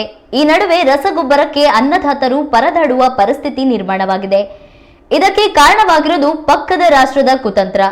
ಅಂದು ಪಾಕಿಸ್ತಾನಕ್ಕೆ ಜೈ ಎಂದಿದ್ದ ಚೀನಾ ಇಂದು ರಸಗೊಬ್ಬರ ರಫ್ತು ಮಾಡೋದನ್ನೇ ನಿಲ್ಲಿಸಿದೆ. ಈ ಕುರಿತ ಒಂದು ರಿಪೋರ್ಟ್ ಇಲ್ಲಿದೆ. ಭಾರತಕ್ಕೆ ರಸಗೊಬ್ಬರದ ರಫ್ತು ನಿಲ್ಲಿಸಿದ ಚೀನಾ. ಕೃಷಿ ಸಮರಕ್ಕೆ ಮುಂದಾಯ್ತಾ ಡ್ರ್ಯಾಗನ್? ಹಾಗಿದ್ರೆ ಭಾರತದ ಮುಂದಿನ ಆಯ್ಕೆ ಏನು? ಭಾರತಕ್ಕೆ ಬೆನ್ನೆಲುಬಾಗಿರುವುದು ನಮ್ಮ ರೈತರು. ರೈತರಿಗೆ ಇನ್ನೊಂದು ಜೀವ ಅಂದರೆ ಅದು ಕೃಷಿ ಭೂಮಿ. ಇಲ್ಲಿ ದಿನ ಕಳೆದಂತೆ ರೈತರು ಅಧಿಕ ಇಳುವರಿಗಾಗಿ ನವೀಕರಣ ಕೃಷಿಗೆ ಕೈ ಹಾಕಿದ್ದಾರೆ. ಇದು ನಿಮಗೆ ಗೊತ್ತಿರೋ ವಿಷಯನೇ ಬಿಡಿ. ನಾವಿಲ್ಲಿ ಅಧಿಕ ಇಳುವರಿಗಾಗಿ ರಸಗೊಬ್ಬರಗಳ ಮೇಲೆ ಅತಿ ಹೆಚ್ಚು ಅವಲಂಬಿತರಾಗಿದ್ವಿ. ಇಷ್ಟು ದಿನ ರಸಗೊಬ್ಬರಗಳು ನಮ್ಮ ರೈತರ ಕೈ ಸೇರ್ತಾ ಇತ್ತು. ಗೊಬ್ಬರದ ದರ ಏರಿಕೆಯಾದರೂ ನಮ್ಮ ರೈತರಿಗೆ ಅನಿವಾರ್ಯವಾದ ಕಾರಣ ಕೇಳಿದಷ್ಟು ಬೆಲೆ ಕೊಟ್ಟು ಗೊಬ್ಬರವನ್ನು ಖರೀದಿ ಮಾಡ್ತಿದ್ರು. ಆದ್ರೀಗ ರೈತರಿಗೆ ಬಿಗ್ ಶಾಕ್ ಒಂದು ಎದುರಾಗಿದೆ. ಎಸ್, ಅಧಿಕ ಇಳುವರಿ ಕೊಡುವ ರಸಗೊಬ್ಬರಗಳು 80% ನೆರೆಯ ದೇಶ ಚೀನಾದಿಂದ ರಫ್ತು ಆಗ್ತಾ ಇತ್ತು. ಆದ್ರೀಗ ದಿಢೀರಂತ ಚೀನಾ ರಸಗೊಬ್ಬರಗಳ ರಫ್ತನ್ನು ನಿಲ್ಲಿಸಿದೆ. ಇದರ ನೇರ ಪರಿಣಾಮ ನಮ್ಮ ಭಾರತದ ರೈತರ ಮೇಲೆ ಬೀರುತ್ತದೆ. ಒಂದ್ ವೇಳೆ ಚೀನಾ ಏನಾದರೂ ಇದೇ ರೀತಿ 1 ವರ್ಷ ಗೊಬ್ಬರಗಳ ರಫ್ತು ನಿಲ್ಲಿಸಿದ್ರೆ ರಸಗೊಬ್ಬರಗಳ ದರ ಗಗನ ಮುಟ್ಟುತ್ತೆ. ಇಲ್ಲಿ ಚೀನಾ ಮುನ್ಸೂಚನೆ ನೀಡದೆ ಪೂರೈಕೆ ನಿಲ್ಲಿಸಿದ್ದು ನೋಡಿದ್ರೆ ಏನೋ ಕುತಂತ್ರಿ ಬುದ್ಧಿ ತೋರಿಸಲು ಸಿದ್ಧವಾದಂತೆ ಕಾಣ್ತಾ ಇದೆ. ಎಸ್, ಚೀನಾ ನಮ್ಮ ರೈತರ ಮೇಲೆ ಸಾರಿದ ಆ ಸಮರವಾದರೂ ಯಾವುದು? ಇದಕ್ಕೆ ಪ್ರತ್ಯುತ್ತರ ಕೊಡಲು ನಮ್ಮ ಭಾರತದ ಮುಂದಿನ ಆಯ್ಕೆ ಏನು? ಭವಿಷ್ಯದಲ್ಲಿ ನಮ್ಮ ರೈತರು ಸಾವಯವದತ್ತ ಮುಖ ಮಾಡ್ತಾರಾ? ಯಾವ ಗೊಬ್ಬರಗಳ ಪೂರೈಕೆಯನ್ನು ಚೀನಾ ನಿಲ್ಲಿಸಿದೆ ಅನ್ನೋದನ್ನ ಮುಂದೆ ಹೋಗ್ತಾ ನೋಡೋಣ ಬನ್ನಿ. ಇಲ್ಲಿ ನೆರೆಯ ದೇಶ ಚೀನಾ ಕಳೆದ 4 ವರ್ಷಗಳಿಂದ ತನ್ನ ರಸಗೊಬ್ಬರಗಳ ರಫ್ತು ಕಡಿಮೆ ಮಾಡ್ತಾ ಬಂದಿತ್ತು. ಆದ್ರೀಗ ಕಳೆದ 2 ತಿಂಗಳಿನಿಂದ ಅಂದರೆ ಮುಂಗಾರು ಋತು ಆರಂಭವಾಗುವ ಸಮಯದಲ್ಲೇ ಏಕಾಏಕಿ ರಫ್ತು ನಿಲ್ಲಿಸಿದೆ. ಇನ್ನು ರಸಗೊಬ್ಬರದ ರಫ್ತು ನಿಲ್ಲಿಸಿರುವ ಬಗ್ಗೆ ಚೀನಾ ಅಧಿಕೃತವಾಗಿ ಎಲ್ಲೂ ಹೇಳಿಲ್ಲ. ಇಲ್ಲಿ ಚೀನಾ ರಫ್ತು ಮಾಡುತ್ತಿದ್ದ ರಸಗೊಬ್ಬರಗಳು ಸಬ್ಸಿಡಿ ರಹಿತವಾಗಿದ್ವು. ಜೈವಿಕ ಉತ್ತೇಜಕ ಎಂದು ಕರೆಯುತ್ತಿದ್ದ ಆ ರಸಗೊಬ್ಬರಗಳು ಮಣ್ಣಿನ ಸಾರಾಂಶ ಮತ್ತು ಸತ್ವವನ್ನು ಹೆಚ್ಚಿಸುತ್ತಿದ್ವು. ಹಾಗಾದ್ರೆ ಆ ರಸಗೊಬ್ಬರಗಳು ಯಾವುವು ಎಂದು ನೋಡೋದಾದ್ರೆ ನೀರಿನಲ್ಲಿ ಕರಗಬಲ್ಲ WSF controlled release fertilisers, slow release fertilisers, ಫಲವಾಧೀತ ರಸಗೊಬ್ಬರ, ಸೂಕ್ಷ್ಮ ಪೋಷಕಾಂಶ ಹಾಗೂ ನ್ಯಾನೋ ರಸಗೊಬ್ಬರಗಳನ್ನು ಚೀನಾ ರಫ್ತು ನಿಲ್ಲಿಸಿದೆ. ಇಲ್ಲಿ ಈ ರಸಗೊಬ್ಬರಗಳ ಪೈಕಿ ಭಾರತದ ರೈತರು ಭತ್ತ, ಜೋಳ, ಅಡಿಕೆ ಅತಿ ಹೆಚ್ಚಾಗಿ ಈ ರಸಗೊಬ್ಬರಗಳನ್ನು ಬಳಸುತ್ತಿದ್ರು. ಇನ್ನು ಈ ರಸಗೊಬ್ಬರಗಳ ಬಳಕೆಯಿಂದ ನಮ್ಮ ರೈತರು ಅತ್ಯುತ್ತಮ ಇಳುವರಿ ತೆಗಿತಾ ಇದ್ರು. ಇನ್ನು ಮಣ್ಣಿನ ಆರೋಗ್ಯವು ಗಮನಾರ್ಹವಾಗಿ ಸುಧಾರಿಸ್ತಾ ಇತ್ತು. ಪರಿಸರದ ಮೇಲೆ ಮಾರಕವಾಗೇನೂ ಇರಲಿಲ್ಲ. ಹಾಗಾದ್ರೆ ಚೀನಾ ನಿಲ್ಲಿಸಿದ ರಸಗೊಬ್ಬರಗಳ ರಫ್ತು ಭಾರತದ ಮೇಲೆ ಯಾವೆಲ್ಲ ಪರಿಣಾಮ ಬೀರುತ್ತೆ ಅನ್ನೋದನ್ನ ನೋಡೋಣ ಬನ್ನಿ. ನೆರೆ ದೇಶಗಳ ಮೊರೆ ಹೋಗುತ್ತಾ ಭಾರತ. ರಸಗೊಬ್ಬರದ ಬೆಲೆ ಮತ್ತೆ ಏರಿಕೆಯಾಗುತ್ತಾ? ಸಾವಯವ ಕೃಷಿಯತ್ತ ಭಾರತದ ಚಿತ್ತ. ಇಲ್ಲಿ ಚೀನಾದ ರಸಗೊಬ್ಬರದಲ್ಲಿ 80% ಜೈವಿಕ ಉತ್ತೇಜಕಗಳಿದ್ವು. ಈಗ ಭಾರತದಲ್ಲಿ ಇಂತಹ ರಸಗೊಬ್ಬರಗಳ ತಯಾರಿಸುವ ತಂತ್ರಜ್ಞಾನ ಇಲ್ಲ. ಇನ್ನು ಭಾರತ ಮುಂದೆ ತೆಗೆದುಕೊಳ್ಳುವ ನಿರ್ಧಾರದ ಮೇಲೆ ನಮ್ಮ ರೈತರ ಭವಿಷ್ಯ ನಿರ್ಧಾರವಾಗಲಿದೆ. ಇಲ್ಲಿ ಒಂದು ವೇಳೆ ಭಾರತ ಜೈವಿಕ ಉತ್ತೇಜಕ ಗೊಬ್ಬರಗಳ ಆಮದಿಗೆ ಜೋರ್ಡನ್ ಮತ್ತು ಐರೋಪ್ಯ ದೇಶಗಳ ಬಳಿ ಮೊರೆ ಹೋದ್ರೆ ಈಗಿರುವ ಬೆಲೆಗಿಂತ ಸ್ವಲ್ಪ ದುಪ್ಪಟ್ಟು ಆಗಬಹುದು. ಇಲ್ಲ ನಾವು ಸಾವಯವ ಕೃಷಿಯತ್ತ ಗಮನ ಹರಿಸುತ್ತೇವೆ ಅನ್ನೋದಾದ್ರೆ ಸ್ವಲ್ಪ ವರ್ಷಗಳ ಕಾಲ ರೈತರ ಇಳುವರಿ ಕಡಿಮೆಯಾಗುವ ಸಾಧ್ಯತೆಗಳು ಹೆಚ್ಚಿವೆ. ಇನ್ನು ಒಂದು ವೇಳೆ ಇಳುವರಿ ಏನಾದರೂ ಕಡಿಮೆ ಆದರೆ ದೇಶದ ಆರ್ಥಿಕತೆ ಮೇಲೆ ನೇರ ಪರಿಣಾಮ ಬೀರುತ್ತೆ. ಇಲ್ಲಿ ಚೀನಾದ ರಾಜತಾಂತ್ರಿಕ ನಡೆ ನೋಡಿದ್ರೆ ರೈತರ ಮೇಲೆ ಪರಿಣಾಮ ಬೀರುವುದಾಗಿದೆ. ಒಟ್ಟಾರೆಯಾಗಿ ಭಾರತ ತುರ್ತಾಗಿ ನಿರ್ಧಾರ ತೆಗೆದುಕೊಳ್ಳದಿದ್ರೆ ರಸಗೊಬ್ಬರಗಳ ಬೆಲೆ ಏರಿಕೆಯಾಗುವ ಸಾಧ್ಯತೆ ಹೆಚ್ಚಿದೆ. ಇಲ್ಲಿ ಭಾರತದ ನಿರ್ಧಾರ ನಮ್ಮ ರೈತರು ಮತ್ತು ಭಾರತದ ಕೃಷಿ ಭೂಮಿ ಮೇಲೆ ಪರಿಣಾಮ ಬೀರುತ್ತೆ.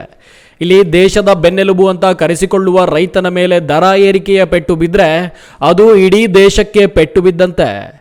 News room Kannada medium 24x7. ಹಳೆ ಮೈಸೂರು ಭಾಗದ ಜೀವನಾಡಿಯಾಗಿರುವ ಮಂಡ್ಯ ಜಿಲ್ಲೆಯ ಶ್ರೀರಂಗಪಟ್ಟಣ ತಾಲೂಕಿನ ಕೆಆರ್ಎಸ್ ಡ್ಯಾಂ ಇದೇ ಮೊದಲ ಬಾರಿಗೆ ಜೂನ್ ತಿಂಗಳಲ್ಲಿಯೇ ಭರ್ತಿಯಾಗಿ ದಾಖಲೆ ಬರೆದಿದೆ. ಇದರೊಂದಿಗೆ ಮುಖ್ಯಮಂತ್ರಿ ಸಿದ್ದರಾಮಯ್ಯ ಅವರಿಗೂ ದಾಖಲೆಯೊಂದನ್ನು ಬರೆಯುವ ಅವಕಾಶ ಒದಗಿ ಬಂದಿದೆ. ಮುಂದಿನ 3 ದಿನಗಳ ಒಳಗಾಗಿ ಬಾಗಿಣ ಅರ್ಪಿಸಿದರೆ ಜೂನ್ ತಿಂಗಳಲ್ಲಿಯೇ ಕಾವೇರಿ ಮಾತೆಗೆ ಬಾಗಿಣ ಅರ್ಪಿಸಿದ ಸಿಎಂ ಎಂಬ ಹೆಗ್ಗಳಿಕೆಗೆ ಸಿದ್ದರಾಮಯ್ಯ ಪಾತ್ರರಾಗಲಿದ್ದಾರೆ. ಜೂನ್ನಲ್ಲೇ ಬಾಗಿಣ ಅರ್ಪಿಸುವ ಅವಕಾಶ ಈವರೆಗೆ ಯಾವ ಮುಖ್ಯಮಂತ್ರಿಗೂ ದೊರೆತಿಲ್ಲ. 1979ರಿಂದ ಕಾವೇರಿಗೆ ಬಾಗಿಣ ಅರ್ಪಿಸುವ ಪದ್ಧತಿ ಆರಂಭವಾಗಿದೆ.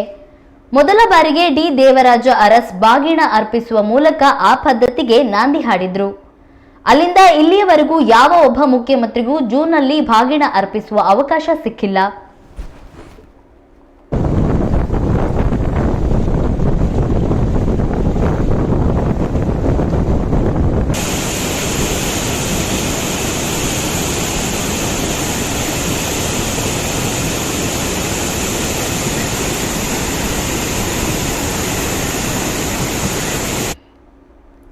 ಸಾಮಾನ್ಯವಾಗಿ ಕೆಆರ್ಎಸ್ ಡ್ಯಾಂ ಜುಲೈ ಅಥವಾ ಆಗಸ್ಟ್ ತಿಂಗಳಲ್ಲಿ ಭರ್ತಿಯಾಗ್ತದೆ.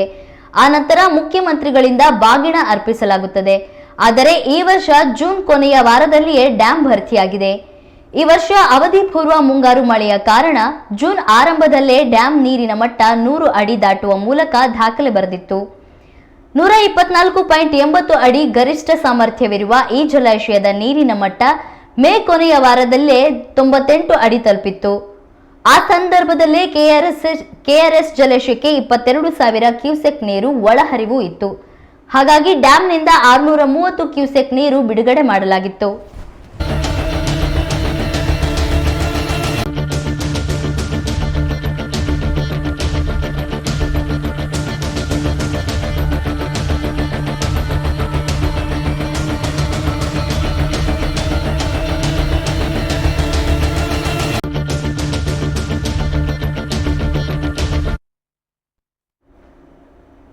ಮಧ್ಯ ಕರ್ನಾಟಕದ ಜೀವನಾಡಿ ಭದ್ರಾ ಜಲಾಶಯ 160ರ ಗಡಿ ದಾಟಿದೆ.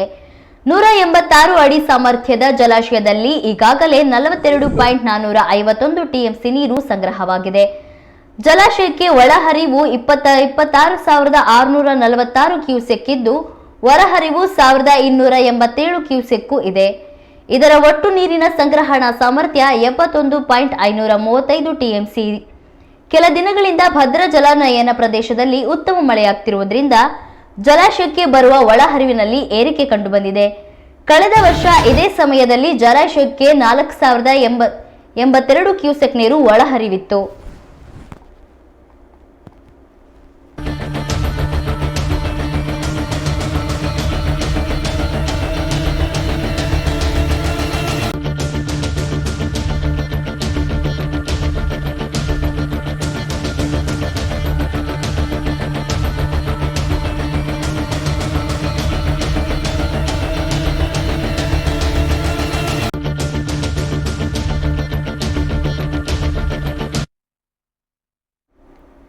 ಶೃಂಗೇರಿ ತೀರ್ಥಹಳ್ಳಿಯಲ್ಲಿ ಸುರಿಯುತ್ತಿರುವ ಮಳೆಗೆ ತುಂಗಾ ನದಿಯು ಅಪಾಯ ಮಟ್ಟ ತಲುಪಿದೆ. ಸದ್ಯ ಗಾಜನೂರು ಬಳಿ ಇರುವ ಜಲಾಶಯಕ್ಕೆ 45,373 ಕ್ಯೂಸೆಕ್ ಒಳಹರಿವು ಇದೆ. ಇನ್ನು ಜಲಾಶಯದಿಂದ 46,704 ಕ್ಯೂಸೆಕ್ ನೀರನ್ನು ನದಿಗೆ ಬಿಡಲಾಗುತ್ತಿದೆ. ಈ ಬಾರಿ ಮೇ ತಿಂಗಳಿನಿಂದಲೇ ಭಾರೀ ಮಳೆ ಸುರಿಯುತ್ತಿದ್ದು ಶಿವಮೊಗ್ಗ ನಗರದ ಮಂಟಪವು ಭಾಗಶಃ ಮುಳುಗಡೆಯಾಗಿದೆ.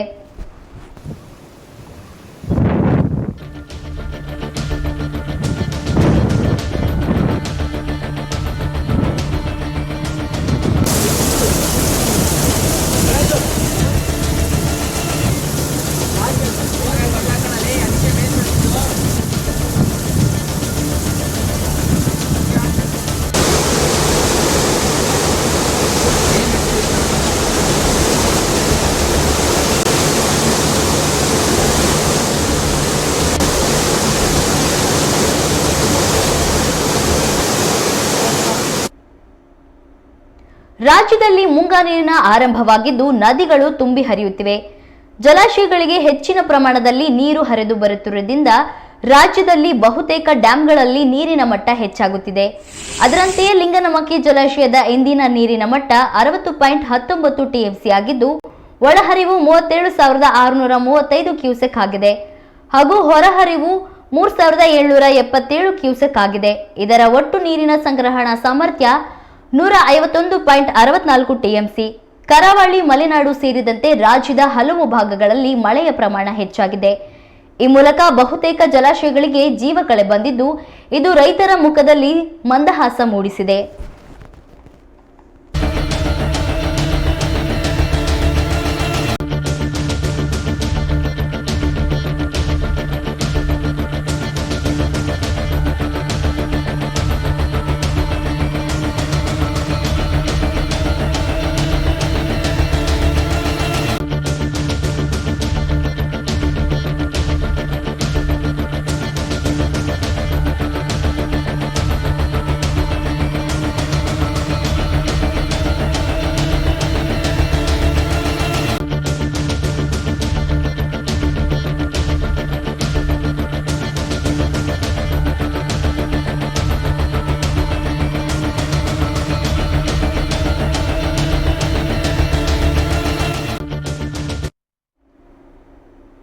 ಜಲಜೀವನ್ ಮಿಷನ್ ಅಡಿಯಲ್ಲಿ ಕುಡಿಯುವ ನೀರು ಪೂರೈಕೆಗಾಗಿ ಭದ್ರಾ ಬಲದಂಡೆ ನಾಲೆಯನ್ನು ಸೀಳಿದ್ದಾರೆ.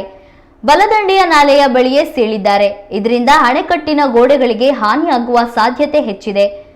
ಭದ್ರಾ ಬಲದಂಡೆ ಸೀಳಿರುವ ಜಾಗಕ್ಕೆ ತಕ್ಷಣವೇ ಗೋಡೆ ನಿರ್ಮಿಸಿ.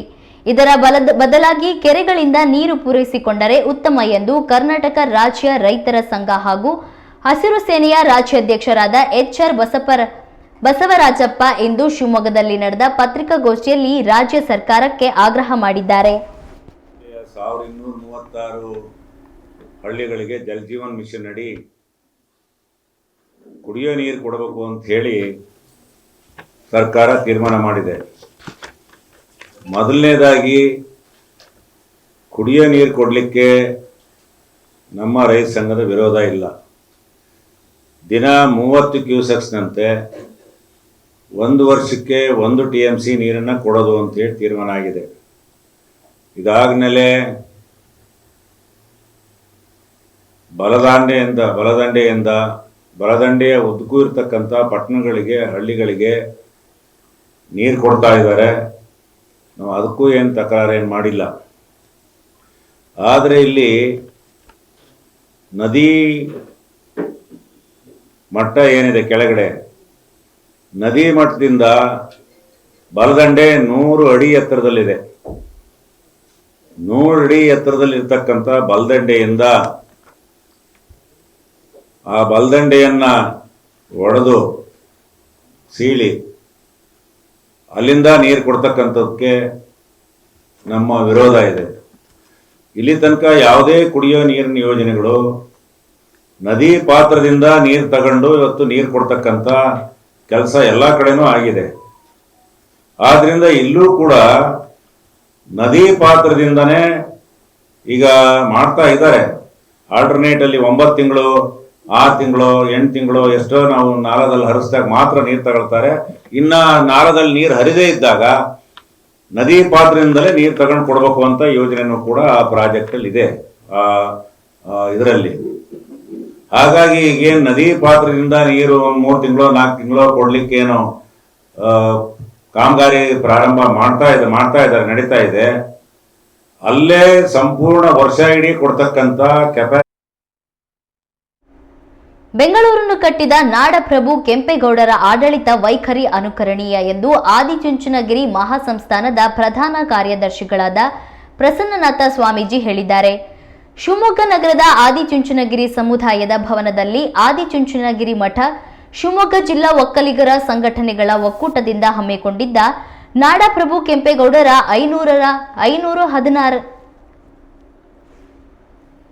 516ನೇ ಜಯಂತಿ ಕಾರ್ಯಕ್ರಮ ಉದ್ಘಾಟಿಸಿ ಮಾತನಾಡಿದರು. ಬೆಂಗಳೂರಿನ ಸುತ್ತ ಬೃಹತ್ ಕೆರೆಗಳ ನಿರ್ಮಾಣ ಮಾಡಿದ್ರು. 260ಕ್ಕೂ ಹೆಚ್ಚು ಕೆರೆ ಕಟ್ಟೆಗಳನ್ನು ಕಟ್ಟಿಸಿದ್ರು. ಬೆಂಗಳೂರಿನ ಸುತ್ತಲೂ 4 ಮಹಾದ್ವಾರಗಳನ್ನು ನಿರ್ಮಿಸಿದ್ರು. ವಿಶ್ವದ ದೃಷ್ಟಿಯಲ್ಲಿ ಸಿಲಿಕಾನ್ ಸಿಟಿಯಾಗಲು ಕೆಂಪೇಗೌಡರ ಪಾತ್ರ ಬಹಳ ದೊಡ್ಡದೆಂದು ಪ್ರಸನ್ನನಾಥ ಸ್ವಾಮೀಜಿ ಹೇಳಿದರು.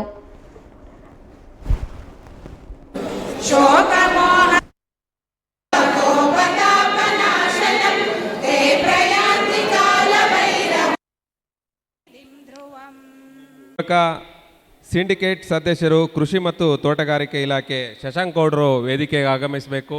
ಹಾಗೆ ಸಿರಿಬೇಲ್ ಧರ್ಮೇಶ್ ಅವರು ವೇದಿಕೆಗೆ ಆಗಮಿಸಬೇಕು.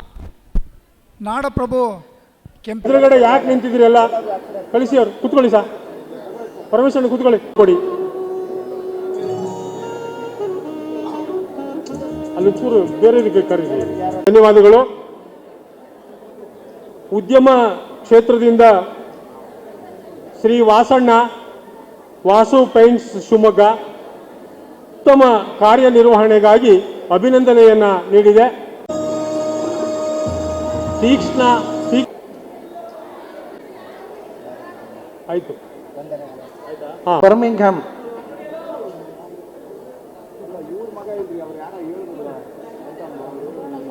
ಆಯ್ತಲ್ಲ, ಆದರಾಗೆ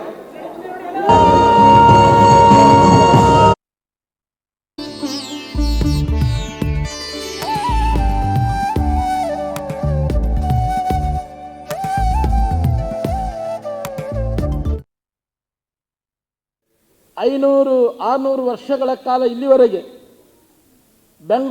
ಬೆಂಗಳೂರು ಹೇಗೆ ಬೃಹತ್ತಾಗಿ ಬೆಳೆಯಿತು, ಇನ್ನು ಮುಂದೆ ಸಾವಿರಾರು ವರ್ಷಗಳ ಕಾಲ ಇರುವಂತಹ ಬೆಂಗಳೂರು ಹೇಗಿರಬೇಕು ಅಂತ ಹೇಳುವಂಥ ಕಲ್ಪನೆಯನ್ನು ಇಟ್ಟುಕೊಂಡಿದ್ದಂತಹ ಕೆಂಪೇಗೌಡರು ಬೆಂಗಳೂರನ್ನು ಕಟ್ಟಿರೋದಕ್ಕೆ ಇವತ್ತು ನಾವು ಎಷ್ಟು ಹೆಮ್ಮೆ ಪಟ್ಕೊಳ್ತಾ ಇದ್ದೇವೆ. ಕರ್ನಾಟಕದ ರಾಜಧಾನಿ ಬೆಂಗಳೂರು ಆಗಿದೆ ಒಂದು ಕಡೆ, ಮತ್ತೊಂದು ಕಡೆ ಅವರ ದೂರ ದೃಷ್ಟಿ ಇಟ್ಟು ಬೆಂಗಳೂರನ್ನು ಕಟ್ಟಿರುವಂಥ ವಿಚಾರಗಳನ್ನು ನಾವೆಲ್ಲರೂ ಈಗಾಗಲೇ ವೇದಿಕೆ ಮೇಲಿರುವಂಥ ಗಣ್ಯರು ಮಾತನಾಡಿದ್ದಾರೆ. ಕೆಂಪೇಗೌಡರ ಬದುಕು, ಅವರು ವಿಜಯನಗರದ ಸಾಮ್ರಾಜ್ಯದ ಕೃಷ್ಣದೇವರಾಯನ ಕಾಲದಲ್ಲಿ ಅವರ ಜೊತೆಯಲ್ಲಿದ್ದು ಆಡಳಿತ ಮಾಡಿರುವಂಥ ವಿಚಾರ ನಮಗೆ ಗೊತ್ತಿದೆ. ಅಚ್ಯುತರಾಯ ಬಂದ ನಂತರ ದಿನಗಳಲ್ಲಿ ಅವರ ಮೇಲೆ ಸ್ವತಃ ನಾಣ್ಯಗಳನ್ನು ಸೃಷ್ಟಿ ಮಾಡ್ತಾ ಇದ್ದಾರೆ. ಅವರೊಬ್ಬರು ಸಾಮಂತ ರಾಜರಾಗೋದಿಲ್ಲ, ಸ್ವತಃ ತಾನೇ ರಾಜನಾಗಬೇಕು ಅಂತೇಳಿ ಹೊರಡ್ತಾರೆ ಅಂತ ಹೇಳಿ ಯಾರೋ ಬೇರೆ ಕಿವಿಯಲ್ಲಿ ಚುಚ್ಚುವುದರ ಮುಖಾಂತರ ಪರೀಕ್ಷೆ ಮಾಡ್ತಾರೆ. ಆವಾಗ ಕಡೆಗೆ ಅಲ್ಲಿರುವಂಥ ಅಚ್ಯುತರಾಯ ಅವರನ್ನು ಜೈಲಲ್ಲಿ 5 ವರ್ಷಗಳ ಕಾಲ ಇಡ್ತಾರೆ. ಇದೆಲ್ಲವೂ ಕೆಂಪೇಗೌಡರ ಬದುಕಿನ ಜೀವನದ ಒಂದು ವೃತ್ತಾಂತ. ಹಾಗಾಗಿ ನಾವು ಒಂದು ಸಲ ನೋಡಬಹುದು ಕೆಂಪೇಗೌಡರು ಕೃಷ್ಣದೇವರಾಯನ ಕಾಲದಲ್ಲಿ ಹೇಗಿದ್ರು, ಜಟ್ಟಿಯ ಜೊತೆಯಲ್ಲಿ ಜಟ್ಟಿಯಾಗಿ ಹೋರಾಟ ಮಾಡಿ ವಿಜಯನಗರ ಸಾಮ್ರಾಜ್ಯಕ್ಕೆ ಹೆಸರನ್ನು ತಂದಂಥವರು ಕೆಂಪೇಗೌಡ ಅಂತ ಹೇಳುವಂಥ ಮಾತಿದೆ.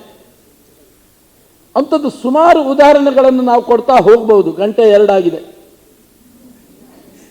ಪ್ರಸಾದೇ ಸರ್ವ ದುಃಖಾನಾಂ ಹಾನಿರಸ್ಯೋಪಜಾಯತೆ ಅಂತ. ಹೊಟ್ಟೆ ಹಸಿದ್ರೆ ಜುಟ್ಟಿಗೆ ಮಲ್ಲಿಗೆ ಹೂವಿನ ಅವಶ್ಯಕತೆ ಇಲ್ಲವಂತೆ, ಹೊಟ್ಟೆ ತುಂಬಿದ್ರೆ ಸಾಕು ಅಂತ ಎಲ್ಲರ ಭಾವನೆಗಳಿರುತ್ತೆ ಅಂತ. ಹಾಗೆ ಗಂಟೆ 2 ಆಗಿದೆ, ಸಮಯವಾಗಿದೆ. ಬಹಳ ಹೊತ್ತು ಕೆಂಪೇಗೌಡರನ್ನು ಮಾತಾಡ್ತಾ ಇದ್ರೆ ಇತ್ತ ಕಡೆ ನಮ್ಮ ಹೊಟ್ಟೆ ಕೆಂಪೇಗೌಡರನ್ನು ಬೇಗ ಮುಗಿಸಿ ಅಂತ ಹೇಳುವಂಥ ಪರಿಸ್ಥಿತಿ ಬರಬಹುದೇನೋ ಅಂತ ಗೊತ್ತಿಲ್ಲ. ಕೆಂಪೇಗೌಡರ ಜಯಂತಿಯ ಒಂದು ಕಾರ್ಯಕ್ರಮದ ಜೊತೆಗೆ ಗ್ರಾಮೀಣ ಕ್ರೀಡೆಗಳನ್ನು ಆಡಿಸಿ ಅಲ್ಲಿ ವಿಜೇತರಾದಂಥವರಿಗೆ ಬಹುಮಾನ ಕೊಡ್ತೀವಿ ಅಂತೇಳಿ ಒಂದು ಹೊಸ ಪ್ರಯೋಗವನ್ನು ಈ ಸಾರಿಯ ಕಾರ್ಯಕ್ರಮದಲ್ಲಿ ಮಾಡಿದ್ದು ವಿಶೇಷ. ಹಾಗೆಯೇ ಅಖಿಲ ಕರ್ನಾಟಕ ಒಕ್ಕಲಿಗರ ಮಹಿಳಾ ಘಟಕ ಅವರು ಕೆಂಪೇಗೌಡರ ಕುರಿತಾಗಿ ಭಾಷಣ ಸ್ಪರ್ಧೆಯನ್ನು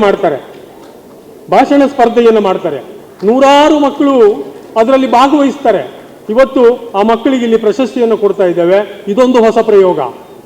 ಹಾಗೆಯೇ ಶಿವಮೊಗ್ಗ ಜಿಲ್ಲಾ ಒಕ್ಕಲಿಗರ ಮಹಿಳಾ ಸಂಘ ಅವರು PU ಕಾಲೇಜಿನ ವಿದ್ಯಾರ್ಥಿಗಳಿಗೆ ಪ್ರಬಂಧ ಸ್ಪರ್ಧೆಯನ್ನು ಮಾಡ್ತಾರೆ. ಸುಮಾರು 600ಕ್ಕೂ ಹೆಚ್ಚು ವಿದ್ಯಾರ್ಥಿಗಳು ಆ ಪ್ರಬಂಧ ಸ್ಪರ್ಧೆಯಲ್ಲಿ ಭಾಗವಹಿಸ್ತಾರೆ. ಬಹಳ ವಿಶೇಷ ಅಂದ್ರೆ ನಿನ್ನೆ ಗುರೂಜಿಯವರು ಫಲಿತಾಂಶವನ್ನು ಅವಲೋಕನ ಮಾಡುವ ಸಂದರ್ಭದಲ್ಲಿ ಏನ್ರಿ ಇದು 50 ಅಂಕಕ್ಕೆ ಇದೆ, 48, 49 ಅಂಕಗಳನ್ನ ಪಡೆದಂಥವ್ರು ಇದಾರಲ್ಲ, ಇದು ಎಂತ ಒಳ್ಳೆಯ ಸ್ಪರ್ಧೆ ಅಲ್ಲ ಅಂತೇಳಿ. ಅಂದ್ರೆ ಇವೆಲ್ಲದರ ಮುಖ್ಯ ಉದ್ದೇಶ ಏನು ಅಂತಂದ್ರೆ, ಕಾರ್ಯಕ್ರಮಕ್ಕೆ ಮೊದಲು ಕೆಂಪೇಗೌಡರನ್ನ ಕುರಿತು ಇಲ್ಲಿ ಒಂದು ವಿಶೇಷವಾದ ಸಾಕ್ಷ್ಯಚಿತ್ರವನ್ನ ಪ್ರದರ್ಶನ ಹಾಕಿದ್ರು. ಅಂದ್ರೆ ನಾವು ಇವತ್ತು ಪ್ರತಿಷ್ಠೆಗೆ ಒತ್ತು ಕೊಡದೇನೆ ವಾಸ್ತವಿಕತೆಗೆ ನಾವು ಒತ್ತು ಕೊಡಬೇಕಾಗಿದೆ. ಸ್ಪರ್ಧೆ ಅನ್ನೋದು ಆರೋಗ್ಯಕರವಾಗಿ ಇರಬೇಕು. ಅದು ಒಬ್ಬರನ್ನ ಒಬ್ಬರು ಹೀಯಾಳಿಸುವ ರೀತಿಯಲ್ಲಿ ಇರಬಾರದು. ಯಾಕೆಂದ್ರೆ ಕೆಂಪೇಗೌಡರು ಇವತ್ತು ನಾಡಪ್ರಭು ಅಂತ ಅನ್ಸ್ಕೋಬೇಕಾದ್ರೆ ನೀವು ನೋಡಿ, ಒಬ್ಬ ಆಳುವವನಿಗೆ ಇರಬೇಕಾದಂಥ ಎಲ್ಲ ಅರ್ಹತೆಗಳು ಏನಾದರೂ ಇದಾವೆ ಅಂತೇಳಿ ನೋಡೋದಾದ್ರೆ, ಅಥವಾ ಇವತ್ತು ಅವಲೋಕಿಸೋದಾದ್ರೆ, ಅಥವಾ ಇವತ್ತು ನಮ್ಮ ನಾಯಕರು ಯಾವ ರೀತಿ ಸಮಾಜದಲ್ಲಿ ನಾವು ಕಟ್ಟಬೇಕು ಸಮೂಹವನ್ನ ಅನ್ನೋದಾದ್ರೆ, ಕೆಂಪೇಗೌಡರ ಕುರಿತಾಗಿ ಒಂದು ಸ್ವಲ್ಪ ಹೊತ್ತು ಯಾವುದೋ ಒಂದು ಸಾಕ್ಷ್ಯಚಿತ್ರವೋ ಅಥವಾ ಅವರನ್ನೇ ಕುರಿತಾದಂಥ ಬಂದಂಥ ಪುಸ್ತಕಗಳನ್ನು ಓದಿದ್ರೆ ಖಂಡಿತವಾಗಲೂ ಕೂಡ ಅರಿವಾಗುತ್ತದೆ. ನೋಡಿ, ಅವರು ಒಂದು ನಗರವನ್ನು ಕಟ್ಟುವಾಗ ಅದಕ್ಕೆ ಬೇಕಾದಂಥ ಎಲ್ಲ ಸೌಲಭ್ಯಗಳನ್ನು ಹೇಗೆ ಒದಗಿಸಿದ್ದು, ಮತ್ತೆ ಸಮುದಾಯದಲ್ಲಿ, ಅಂದ್ರೆ ಸಮುದಾಯ ಅಂತ ಅಂದ್ರೆ ಎಲ್ಲ ವರ್ಗಗಳು. ಯಾಕೆಂದ್ರೆ ಅವತ್ತು ನಮ್ಮ ಈ ಕಾಲದ ಹಾಗೆ ಕೈಗಾರಿಕೆಗಳು ಇದೀಗ ಮತ್ತೊಮ್ಮೆ ಹೆಡ್ಲೈನ್ಸ್. ಬೆಂಗಳೂರಿನಲ್ಲಿ ತಲೆ ಎತ್ತಲಿದೆ ನೂತನ ಕ್ರಿಕೆಟ್ ಸ್ಟೇಡಿಯಂ. 60,000 ಪ್ರೇಕ್ಷಕರ ಸಾಮರ್ಥ್ಯದ ಕ್ರೀಡಾಂಗಣಕ್ಕೆ 50 ಎಕರೆ ಜಾಗ ನಿಗದಿ. ಕೆಂಪೇಗೌಡರ ಜಯಂತಿಯಂದೇ ಘೋಷಣೆ ಮಾಡಿದ ಡಿಸಿಎಂ ಡಿಕೆಶಿ. ರಾಜ್ಯದ ಕರಾವಳಿ ಕೊಡಗಿನಲ್ಲಿ ಮುಂದುವರಿದ ವರುಣನ ಆರ್ಭಟ. 160ರ ಗಡಿ ದಾಟಿದ ಭದ್ರಾ ಜಲಾಶಯ. ಜೂನ್ ತಿಂಗಳಲ್ಲಿಯೇ ಕೆಆರ್ಎಸ್ ಜಲಾಶಯ ಭರ್ತಿ. ಭಾರತಕ್ಕೆ ರಸಗೊಬ್ಬರ ರಫ್ತು ನಿಲ್ಲಿಸಿದ ಚೀನಾ. ಅಂದು ಪಾಕ್ಗೆ ಬೆಂಬಲ. ಇಂದು ಕೃಷಿ ಸಮರಕ್ಕೆ ಮುಂದಾಯ್ತ ಡ್ರ್ಯಾಗನ್ ರಾಷ್ಟ್ರ. ಆತಂಕದಲ್ಲಿ ಭಾರತದ ಅನ್ನದಾತರು. ಇದಾಗಿತ್ತು ಈ ಹೊತ್ತಿನ ಸುದ್ದಿ. ಇನ್ನಷ್ಟು ಮಾಹಿತಿಗಾಗಿ ನೋಡ್ತಾ ಇರಿ ಕನ್ನಡ ಮೀಡಿಯಂ 24x7.